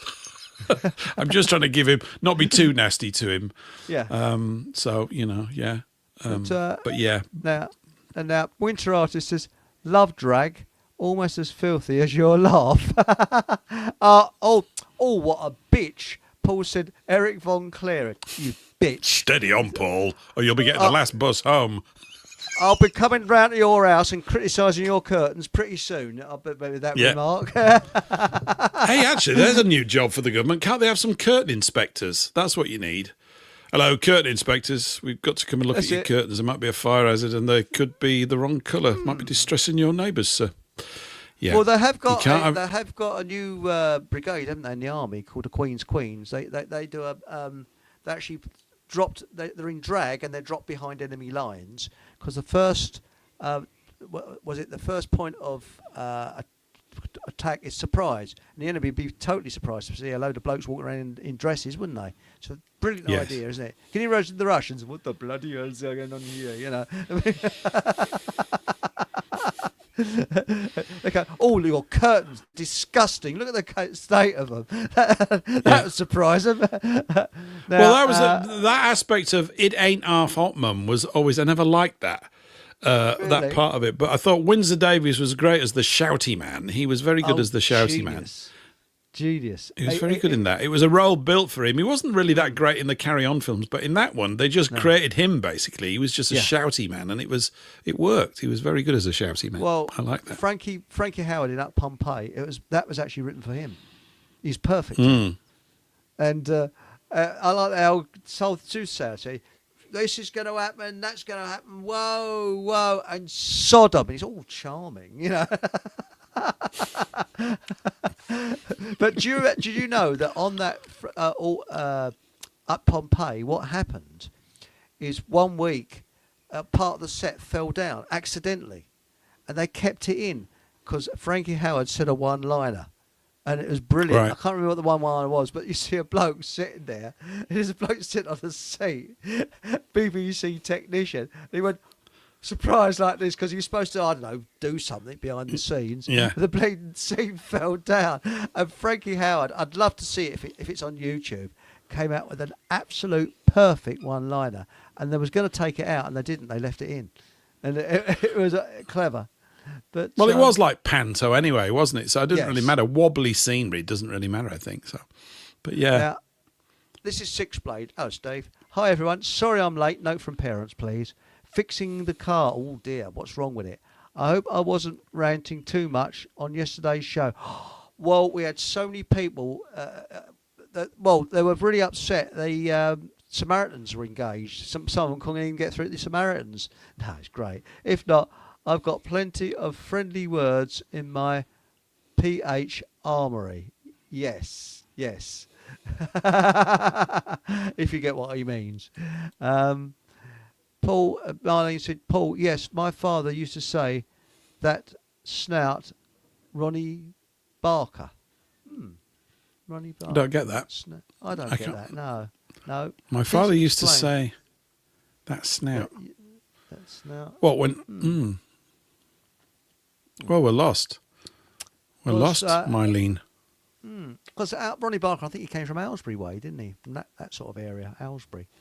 And I'll tell you, if you want to see him in a film with Harry H. Corbett, and it was made in 1964, and you want to see England as it was, watch The Bargee. I think it's on eBay. Sorry, not eBay, YouTube. I think it's on YouTube, and it's free, and it's filmed round where I live, near where I live, and it's called The Bargee. And, Are you in it as a little lad, being attacked by a Portuguese man of war? You never know. Well, my auntie was actually here we go round a mulberry bush. She was an actress, you know. No, she wasn't actually. She's coming out of Caters, and I was filming it, and she went, "Oh!" And if you blink, you miss her. She go, "This." Is it the convention these days?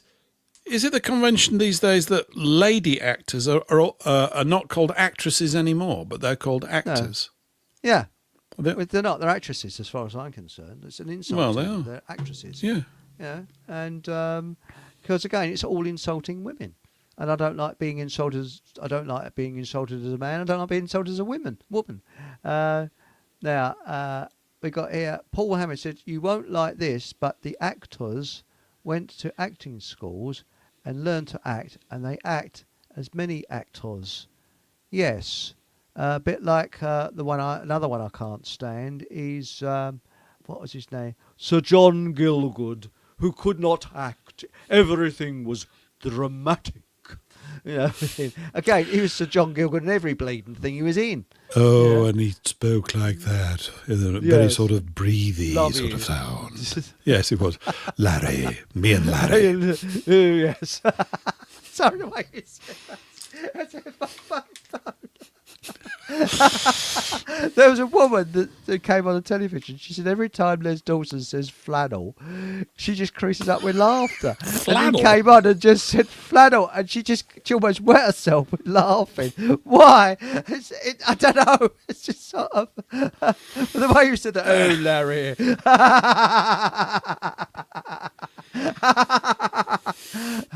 Now, that reminds me of a story. Steady. Come on. That reminds This is a me British show. Keep it together now. of a story about a carpet fitter banging down a bump in the new carpet with a hammer, and to find out Budgie was missing. What's that one from? I'm reminded of something about that. That rings a bell. Well, not in the birdcage anymore, I guess, but yeah. Yes. And we got here, Paul says, warm or cold rice pudding? Or pudding, yeah. Oh, And yeah. warm or cold custard? Well, I'm partial to all four of those. I'm yes, I am. I think I probably prefer cold rice pudding over warm, to be quite honest. I do. Warm or cold custard? Yeah, we used to have. I don't know how you like your custard, Eric. Of course, it's rather personal question, so we shouldn't ask it in public. It can be a bit embarrassing. Yes, yes. And everybody who's listening will know that custard questions can get a little bit near the bone. But we used to have a problem with custard in our house. It's not that we didn't like it, but there was a dispute between me and my brother on one side and my father. We wanted it as thick as you could get it, so you could stand a spoon up in it, right? Excellent. That's how I like it. Yeah, I love it like that. Yeah. My dad, bizarrely, we could never wanted it as thin as possible. We go, but Dad, it's not custard. He goes, but I like it thin. He wanted it almost like water. We go, no, That's so not my mum would be laughing in between this tug of war, and we would be making her keep it on the stove longer to thicken it up. And my dad would go, take that off. I want some before it thickens up. Bizarre. Yeah. And on such mighty conversations is one's character formed. I mean, it was just, the only person I ever knew that wanted thin custard. What's that all about? Well, my dad school never custard had at school meals was fantastic. It was really good. And we were talking about sago pudding, ground rice, rice pudding, and tapioca. The tapioca at our school, tapioca's got that very sticky feeling. It's a bit like Evo stick, isn't it? I'm not that sort of keen on it. Yeah, I prefer rice myself. No, you've got to sort of get your energy up before you plunge into a bowl of tapioca, as you do. What we used to do to test its adhesive qualities is the dare was that you would pick your bowl up as quickly as you could and hold it above your head and then get it back on the table without getting covered in tapioca. And it would stay a bit. Some people did get a bit of tapioca on them every now and again. Good heavens. These are really strong formative memories. Tapioca also, stuff. The sausages, school meal sausages were the best I've ever tasted. And I've never found them since. Yeah, they were bloody delicious. And I've never found sausages equivalent to them since. I don't know what was in them, but they were plain tasty. Yeah, they were probably not bad. I remember corned beef hash, and I just couldn't hack it. School corned beef hash. I love corned beef cold, but warm. I never liked it. Oh, I'm shuddering thinking about it. Oh, and school beetroot, good grief. I had to get out of the dining hall when they were cooking it in the morning and it started wafting through all the classes, And I could smell beetroot. I used to feel sick. I can't stand beetroot. My sister's like that. Yeah, I hate it. She I hate beetroot. In fact, if you showed a beetroot to my sister, she'd throw up. She just hates beetroot. I'm very close to that. Yeah, I'm very close to that. Another one is tinned strawberries because this is a funny story here. But my aunt and uncle used to live down in Farnborough in Kent, not Hampshire. The one near Biggin Hill, you see. Yeah. And years ago, my sister's much older than me. My mum and sister used to go by, I think this is before I was born, go by a smelly old coach down to visit them. And in those days, the exhaust used to leak into the compartment. And it used to make my sister very travel sick, you see. So they'd get to my aunt and uncles in Farnborough in Kent. My sister would be all sort of heaving. They say, we know what she likes. They give her some tinned strawberries, and she hated them. And she got to the point that even at her older age, if you showed her tinned strawberries, she'd throw up. There's something about them. But right, it was that's what she always associated it with, because she used to puke her guts up all the way down to visit them. Oh, yeah. And then puke away guts all the way back. But, she had sort of, I wouldn't say fond memories, but I had fond memories. I loved school food. It's great that we're talking about these profound things, but they're really important. Aunt Sally says here, she says, you're talking about back in the day when schools had kitchens and the food was cooked on the premises. Indeed we are. Oh, well. I think it's shipped in now and reheated. No doubt it is. But I remember the cobbler. Did you have cobblers at school? Did you eat cobbler? Rings a cobbler. Yes. It's like a sort of pastry like a scone, about the size of a scone. It was just sort of a big round lump of baked flour or something. I loved them. That was because it. it That used was to it. get. A cobbler, yeah. And spotted dick Yeah. we had. We had spotted dick and custard. Oh, I love that. Well, I didn't really want to bring that up, but now that you've raised it, Yes. you've saved me the embarrassment. For those who are in I think- America, it's very polite. It means, they called it Spotted Richard, didn't they, for a while, because I thought it was rude. But dick is nothing rude about it. It's just spotted dick, I suppose. And do you know, my grandmother used to cook you boil it, don't you? And she used to boil it in the shirt tail of one of my granddad's old shirts. They used to wrap it up in a shirt tail, didn't they? Cotton. That's how They used to did. spot it, Dick. Yeah, it's a traditional way of doing it. Mylene has answered my puzzle. Thanks, Mylene. She says, I was answering Paul's message about Ronnie Barker being a genius, that my father used to say the same. Gotcha. Yeah, he was. Yes, he was. He was a whiz. He was an absolute whiz. He was.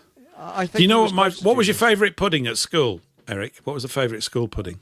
I love all puddings, actually. Now let's have. That's what I like about you, a pudding man. I like steak and kidney pudding. I loved, especially. There was something about steak and kidney pudding, and also apple pudding. Used to have apple pudding as well. But actually, but any steamed pudding I love. I love steamed puddings. So if it's steamed, nice and pudding, stodgy, and they used to stick to the roof of your mouth. That's right. It's the more stodge, the better. I mean, that was the sting. That was that was in Carry On Cowboy, wasn't it? Stodge City. So that's the name. But my favourite pudding, the one that I'm almost tasting it. It was school Bakewell tart. It was absolutely fantastic. Was Bakewell tart at school? First time I'd ever eaten it. Really? It was like going to school. I couldn't wait. It's Bakewell, and we'd always be asking the dinner ladies, of course, we're all being very cheeky to them. Oh, you boys, and have you got any Bakewell tart? We'd say and stuff like this. They were great though. They were all chirpy, huge gangs of these working ladies, and they were all rosy cheeked and happy and bustling away there. And then I would often, if I didn't like the first, I would trade some of my first. If it was Bakewell tart, I'd be pestering, swap you this for your Bakewell tart. I'd rather just eat pudding some days, Yes. And this is really important stuff, everybody. The country's hanging on this. All full of vitamins, very high vitamin, because it's cooked fresh. There's nothing sort of shipped in. And also afterwards, you used to empty your plate into a big trough, and a farmer used to come along and pick the trough up for his pigs. And eat it. Probably yes, eat I do. it, yeah. I do know that. I do remember that, yeah. One. Yes. And Well, when you're going through those years where literally anything that's food, you eat it, like sort of 13 to 18, and it's just, you're just basically a tractor, right? Yes. And consuming things. Tractor's the wrong image. You get the idea. I know. So we would go for school lunch, and we would eat tons of that. Then we would come out, and we would go to the baker's, and we'd get a dripping cob. Being northerners, right? So we'd get a cob, which is like one of those big round loaves. You get half a cob for 6p. Because it was decimalised by then. Of course, we're all still grumbling about it. 6p. So it's for half a cob, just full of lovely beef dripping with all the brown wobbly bits on. Or if you were flush with money, for 7p, you could get a butter one. But it didn't taste as well. But some people just. Then after that, on the way back, we'd all get an ice cream as well. It was just absolutely stuffed. And if it was double chemistry after that, I'd have to have a sleep, and I didn't really mind. So I couldn't have told you much about potassium or copper sulfate crystals or anything. Yeah. I used to sit there like through history. I hated history when I was at school. I love it now. Yeah, it was tedious. Because all the old kings and queens and things like that. But what my friends and I used to do, we used to stand at the back in assembly, and of course all of us of our generation, our parents have been through the war, and of course our fathers had actually taught us the ripe words to these hymns, and we used to think the right words, and we're thrown out. And one of them was it sit down for Christ's sake, the ones at the back can't see. But I will not tell you what Come by heart. That we never sang Come by heart because we sang it one, and it was suck my ear. So anyway, we won't go into that.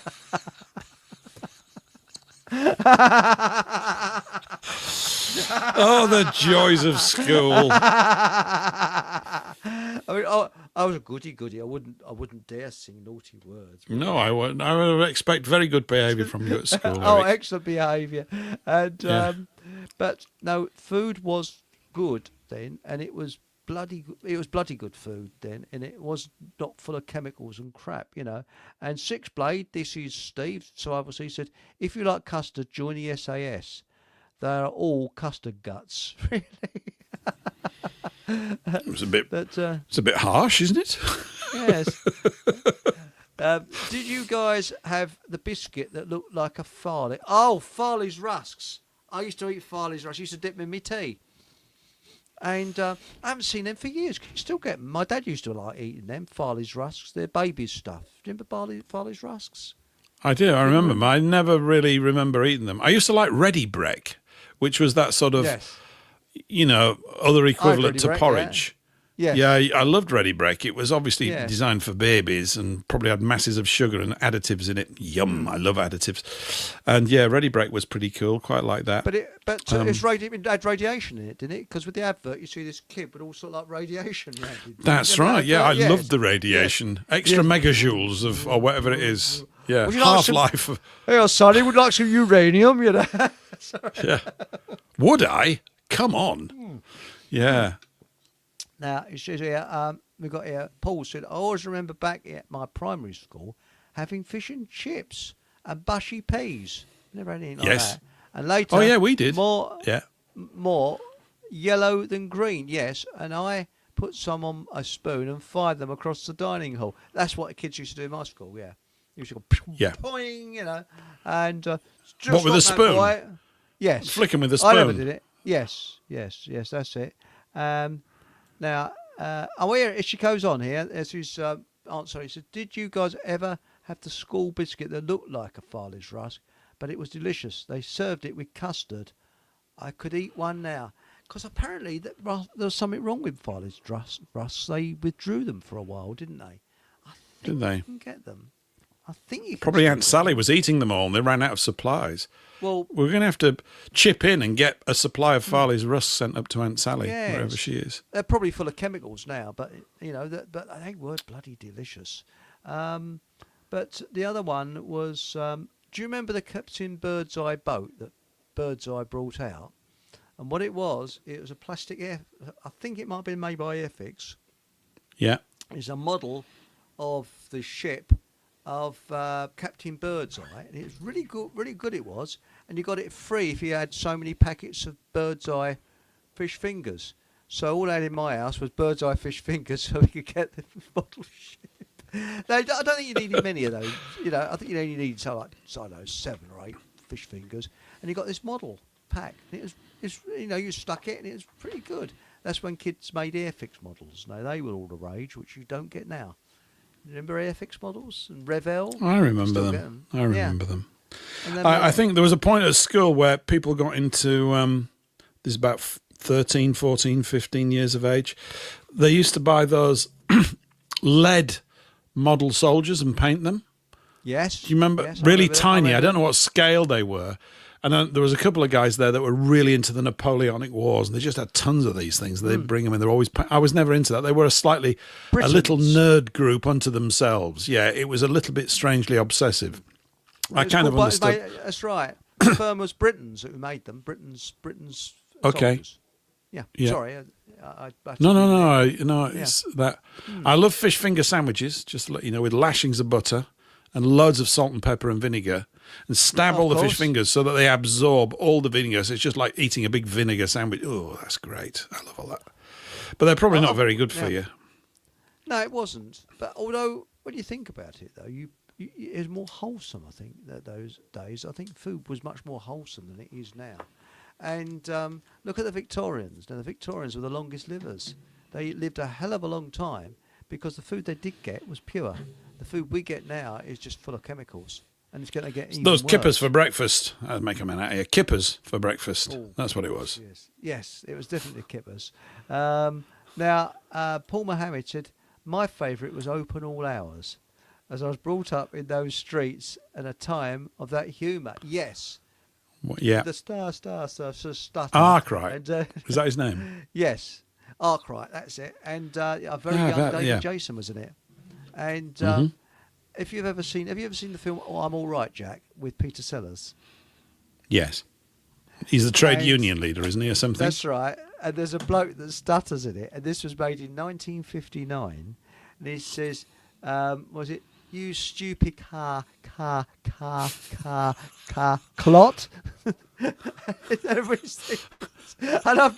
they got away with the censors in those days. But he said it, you stupid clot.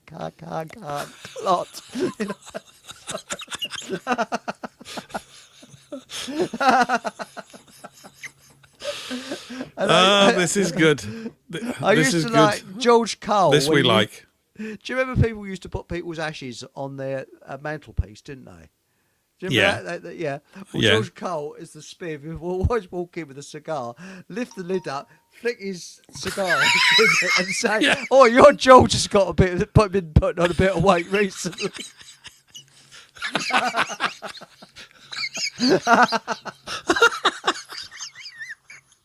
I like that one. I like that one. It was brilliant, spiv, because it was in was it St Trinian's? St Trinian's. He was brilliant as a spiv.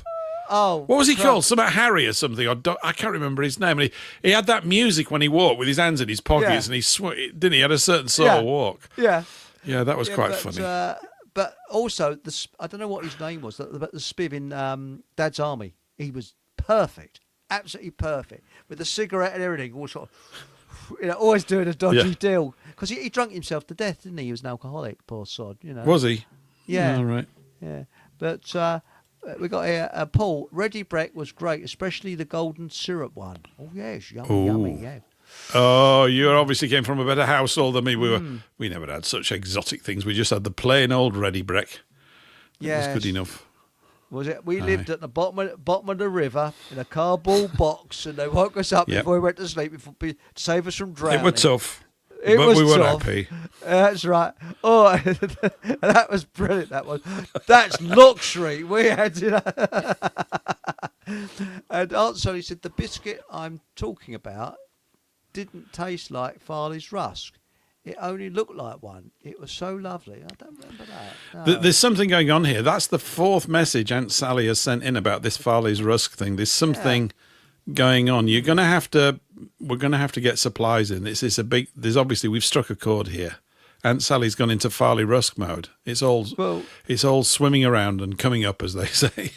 Well, it's a bit like when I go and see Miles, Miles, the Dr. Miles in his shop. How many miles do you go to see Miles? How many miles? Quite a few miles.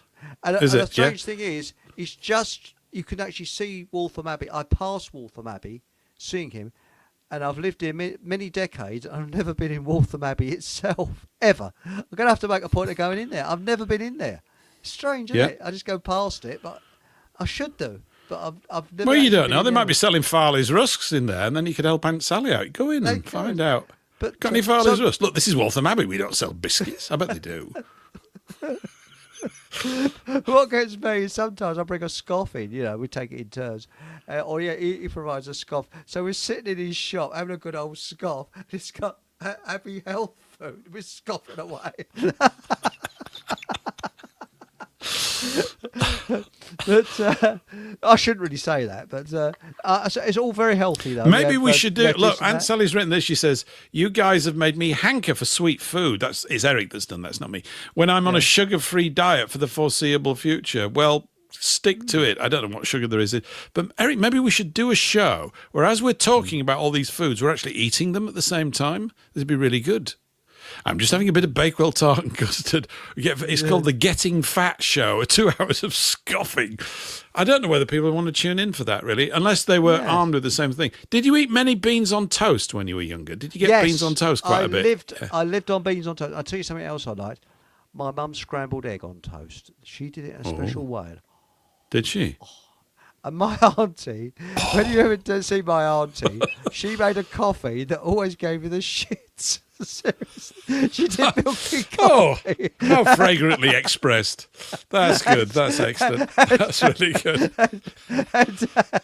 And she'd have a coffee, and I'd sit there and say, "Excuse me, I have to go upstairs." I'd come down, and my dad would go, "Oh, blimey, here we go as well." And All right, okay. something gave you the shits. I don't know what it was. She's very clean. I don't know. I really don't, But that was it. And hang on a minute. Aunt says, "I'm going to see Miles this week. So am I, Chris. Probably Wednesday. So am I. I'll see you in there." And she I was think having what a that scoff. means, Chris, I think what she means, Aunt Sally, there is you better turn up with some Farley's rusks on Wednesday. You're going to have to find some. I'll try and look for those biscuits, But I'll tell you something, Aunt Sally. You can ask Miles this. Can you eat dates? Because I eat dates and they're sugar-free, but they've got fructose, which is natural. But that doesn't matter. So if you could ask Miles that, and I'll tell you the best place to get dates. No, it's not a dating agency. Or Screwfix, the dating agency. I went in there to find a date, and all they had was bloody power tools. Bloody useless dating agency, Screwfix is. And what was I saying now? I lost Dates. Dates, yes. If you go into Grape Tree, you can pick them up there, a big bag of them for about £3, £3.45 I think it is, or 49, and they actually come from Iran, but I don't think they'll be coming from Iran for much longer. And they're bloody delicious. I think they're organic, but they certainly are delicious. You can't stop eating them. And they're not fattening. Now, we're very posh here. Aunt Sally, beans on toast. Never eaten in my life, nor will I. Really? You will at the Focker Mall Festival, Aunt Sally. It's an absolute staple diet. I actually like beans on... I didn't used to eat them all that much. It was always Monday night's tea. If we'd scoffed all the way through the Sunday roast, often Monday nights would be beans on toast and stuff. But the way to soup it up was to add cheese, great cheese on the top. My mum did that, And brown sauce, HP sauce. Of course. Of course, the sauce, of course. Yeah, absolutely. I love brown sauce to this day. What do you do? Go on, tell me. Curry powder. Put that in. Curried baked beans. Right. And it does have rather... Really? bad effect on it. It's interesting. There's definitely a thing about that. I used to have a good friend. That one. And in their house, they used to call beans on toast pumpers. That's what they were called. Pumpers.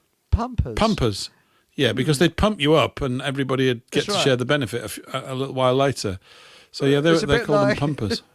It's a bit like, was it Blazing Saddles, that famous thing? I think people, it's a crap film, but it's about any part worth watching, is the beans scene. And it says, was it, Chris, I can't have sugar in any form, not even fruit, none, nada, zero, zilch. I'm sorry to hear that, Aunt Sally. Xylitol? That's not sugar. That's sweet, though, xylitol. That's interesting. Yeah, that'll just kill you in a different way, probably, Aunt Sally, I suppose, will it? I don't know. Yes. No, xylitol is actually natural. It comes from pine trees. So, does it? Right, okay. Yeah. Now it says here, if you eat enough dates, you'll go back into... Oh, dear, oh, Lord. You go back in time. And still, it's worth a try.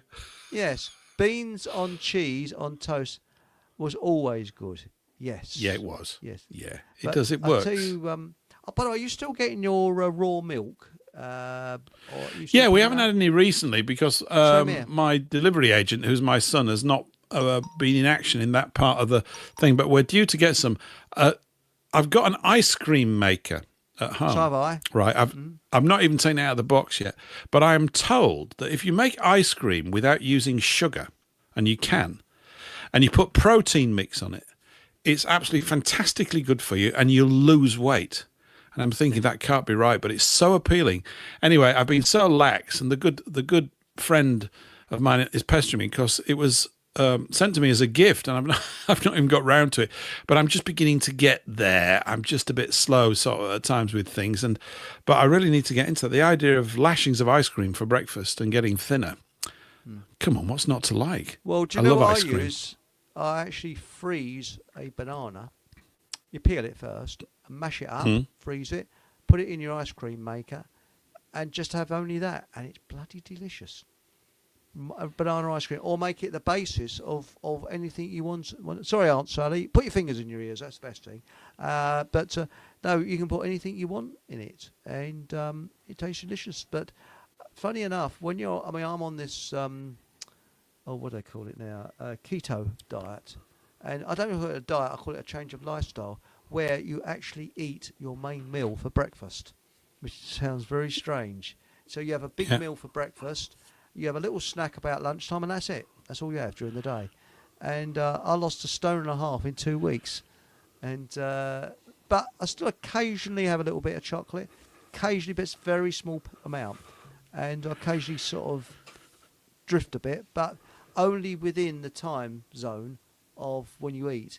So I have a dinner or a snack about 2 o'clock, and that's it. I'll go for 16 to 18 hours without food.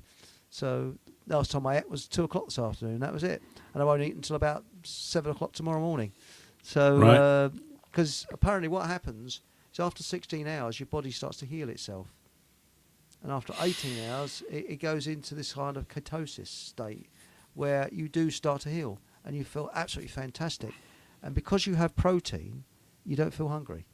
So I don't feel. I mean, I don't feel hungry now. I mean, I do love my food, but I don't feel hungry, but I have a bloody great meal first thing in the morning, which is weird. And the other thing I keep off of, don't have cereals at all. They are killers. Yeah. Kellogg's cornflakes a lot. But now, Aunt Sally, you can't have ice cream, can you, Aunt Sally? I wonder if you could. Don't know.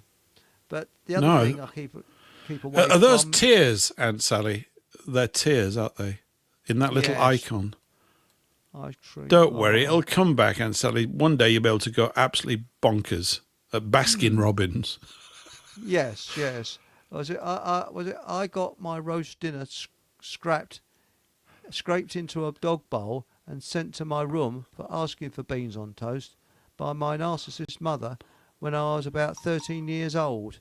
Oh, sorry to hear that, Stephen Truthseeker. That is really terrible. My mum had, shall we say, problems sort of up here, which developed, as she got older. But I know what you mean. It's not nice. And we got here. Only was asking for beans on toast for a different day. Yes, and I'll tell you another one which is quite nice. I do like corned beef out of a tin, not from Marks and Spencer's, but Frey Bentos is about the best I've found. Lidl's do quite a good one as well. Oh no, hang on, you got to be careful. It's either Lidl's or Aldi's got sugar in it. You don't go for the one with the sugar.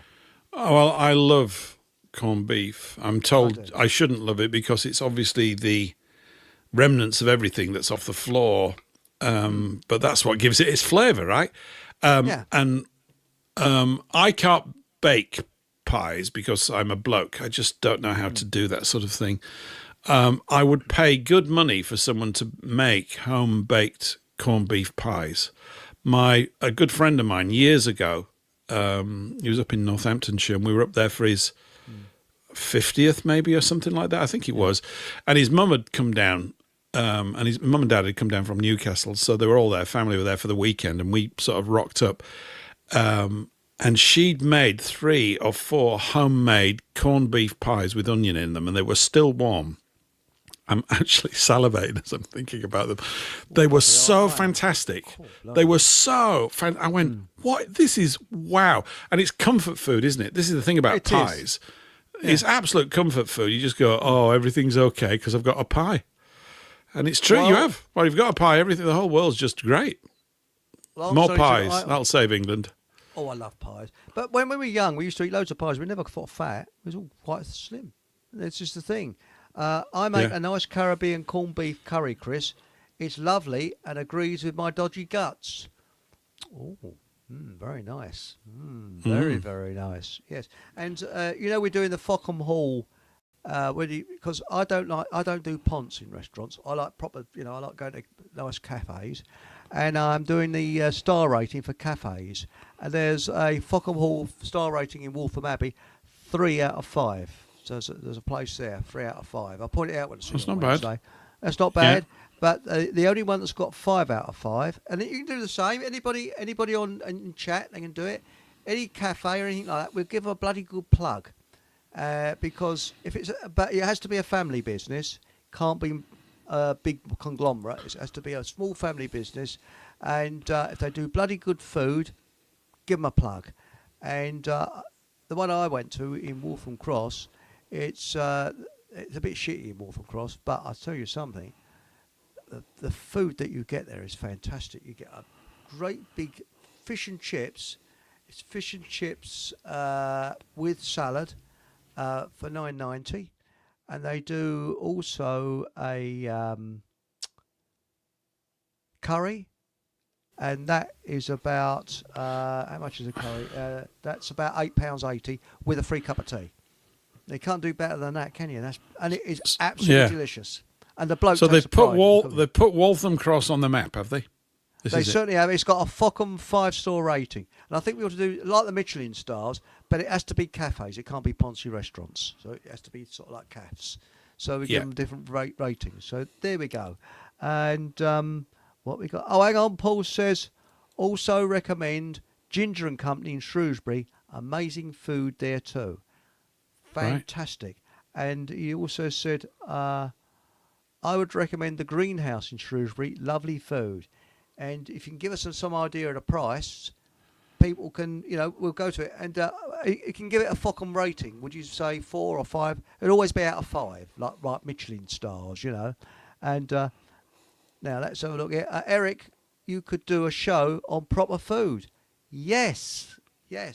Miles has actually mentioned that because he's a good cook. He is a bloody good cook, actually. And... his chicken is very nice. And he said, if you have chicken, do never, ever buy chicken in supermarkets. Buy organic.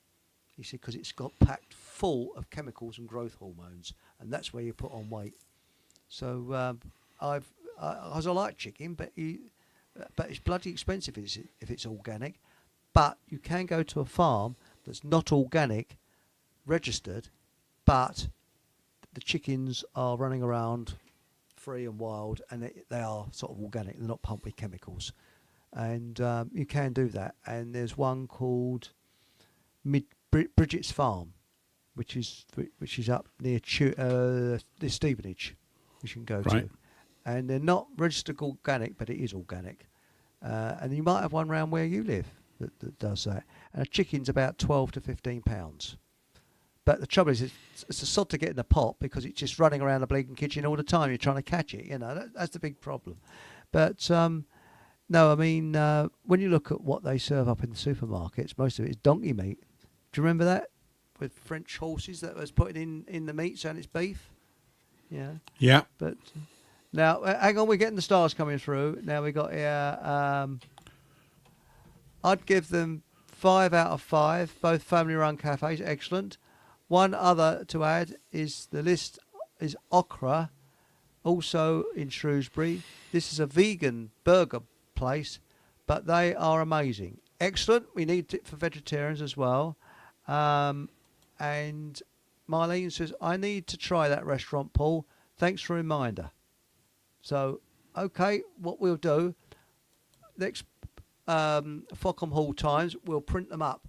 And we list them, and hopefully we'll go around the country, and you'll be able to go to a place where you think, yep. So if you know any, Paul, just say and give it a star rating, how good it is.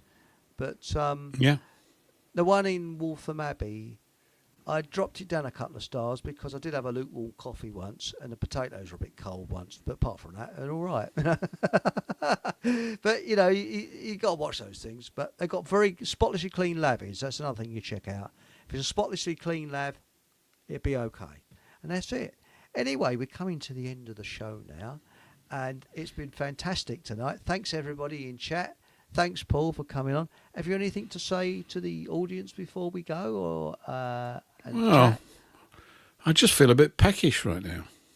It's been lovely. I. Great. A lot of fun tonight. Very easy going. Been great. Different sort of show, really. More of a chat, really, in a cafe, wasn't it? Like in one of these cafes. It's as if we're sat around having a cup of coffee or whatever and doing stuff. It's been nice to not be sort of on focus all the time. I don't know how interesting that is, but I've quite enjoyed that. So it's been good fun. Yeah, thanks, Eric. It's great. Enjoyed it. And well, thanks, Paul, for coming on. You made the show. It's great. And remember to tune in to quick plug. Was it Paul English Live on Rumble every Thursday, spot on at 8 o'clock. And if you're not in the chat by 8 o'clock, we require, shall we say, a note from your parents. So I think we're quite strict on that, aren't we, Paul? Yeah, generally, yeah. And if the note can be accompanied by a cheque or a £5 note, if they still make them, that'd be fine. Yes, and just send them to the bike sheds at Fockham Hall, and we'll pick it up. That'd be nice. Yeah, groovy. Thank you, everybody, for coming on. And remember, whatever happens, have a bloody good laugh and good night. Thank you very much for watching the show. And if you could kindly put the thumbs up, I'd be really grateful. And if you haven't already subscribed, please do. It doesn't cost you anything, and it really helps a lot. And of course, if you're feeling a little bit generous, you could always buy me a coffee. Details are down in the description box. And also, why not pop in to see my Telegram channel, which again is down in the description box, which you can link onto, and Facebook as well. And thank you very much. And either good night, good morning, or good afternoon, wherever you are.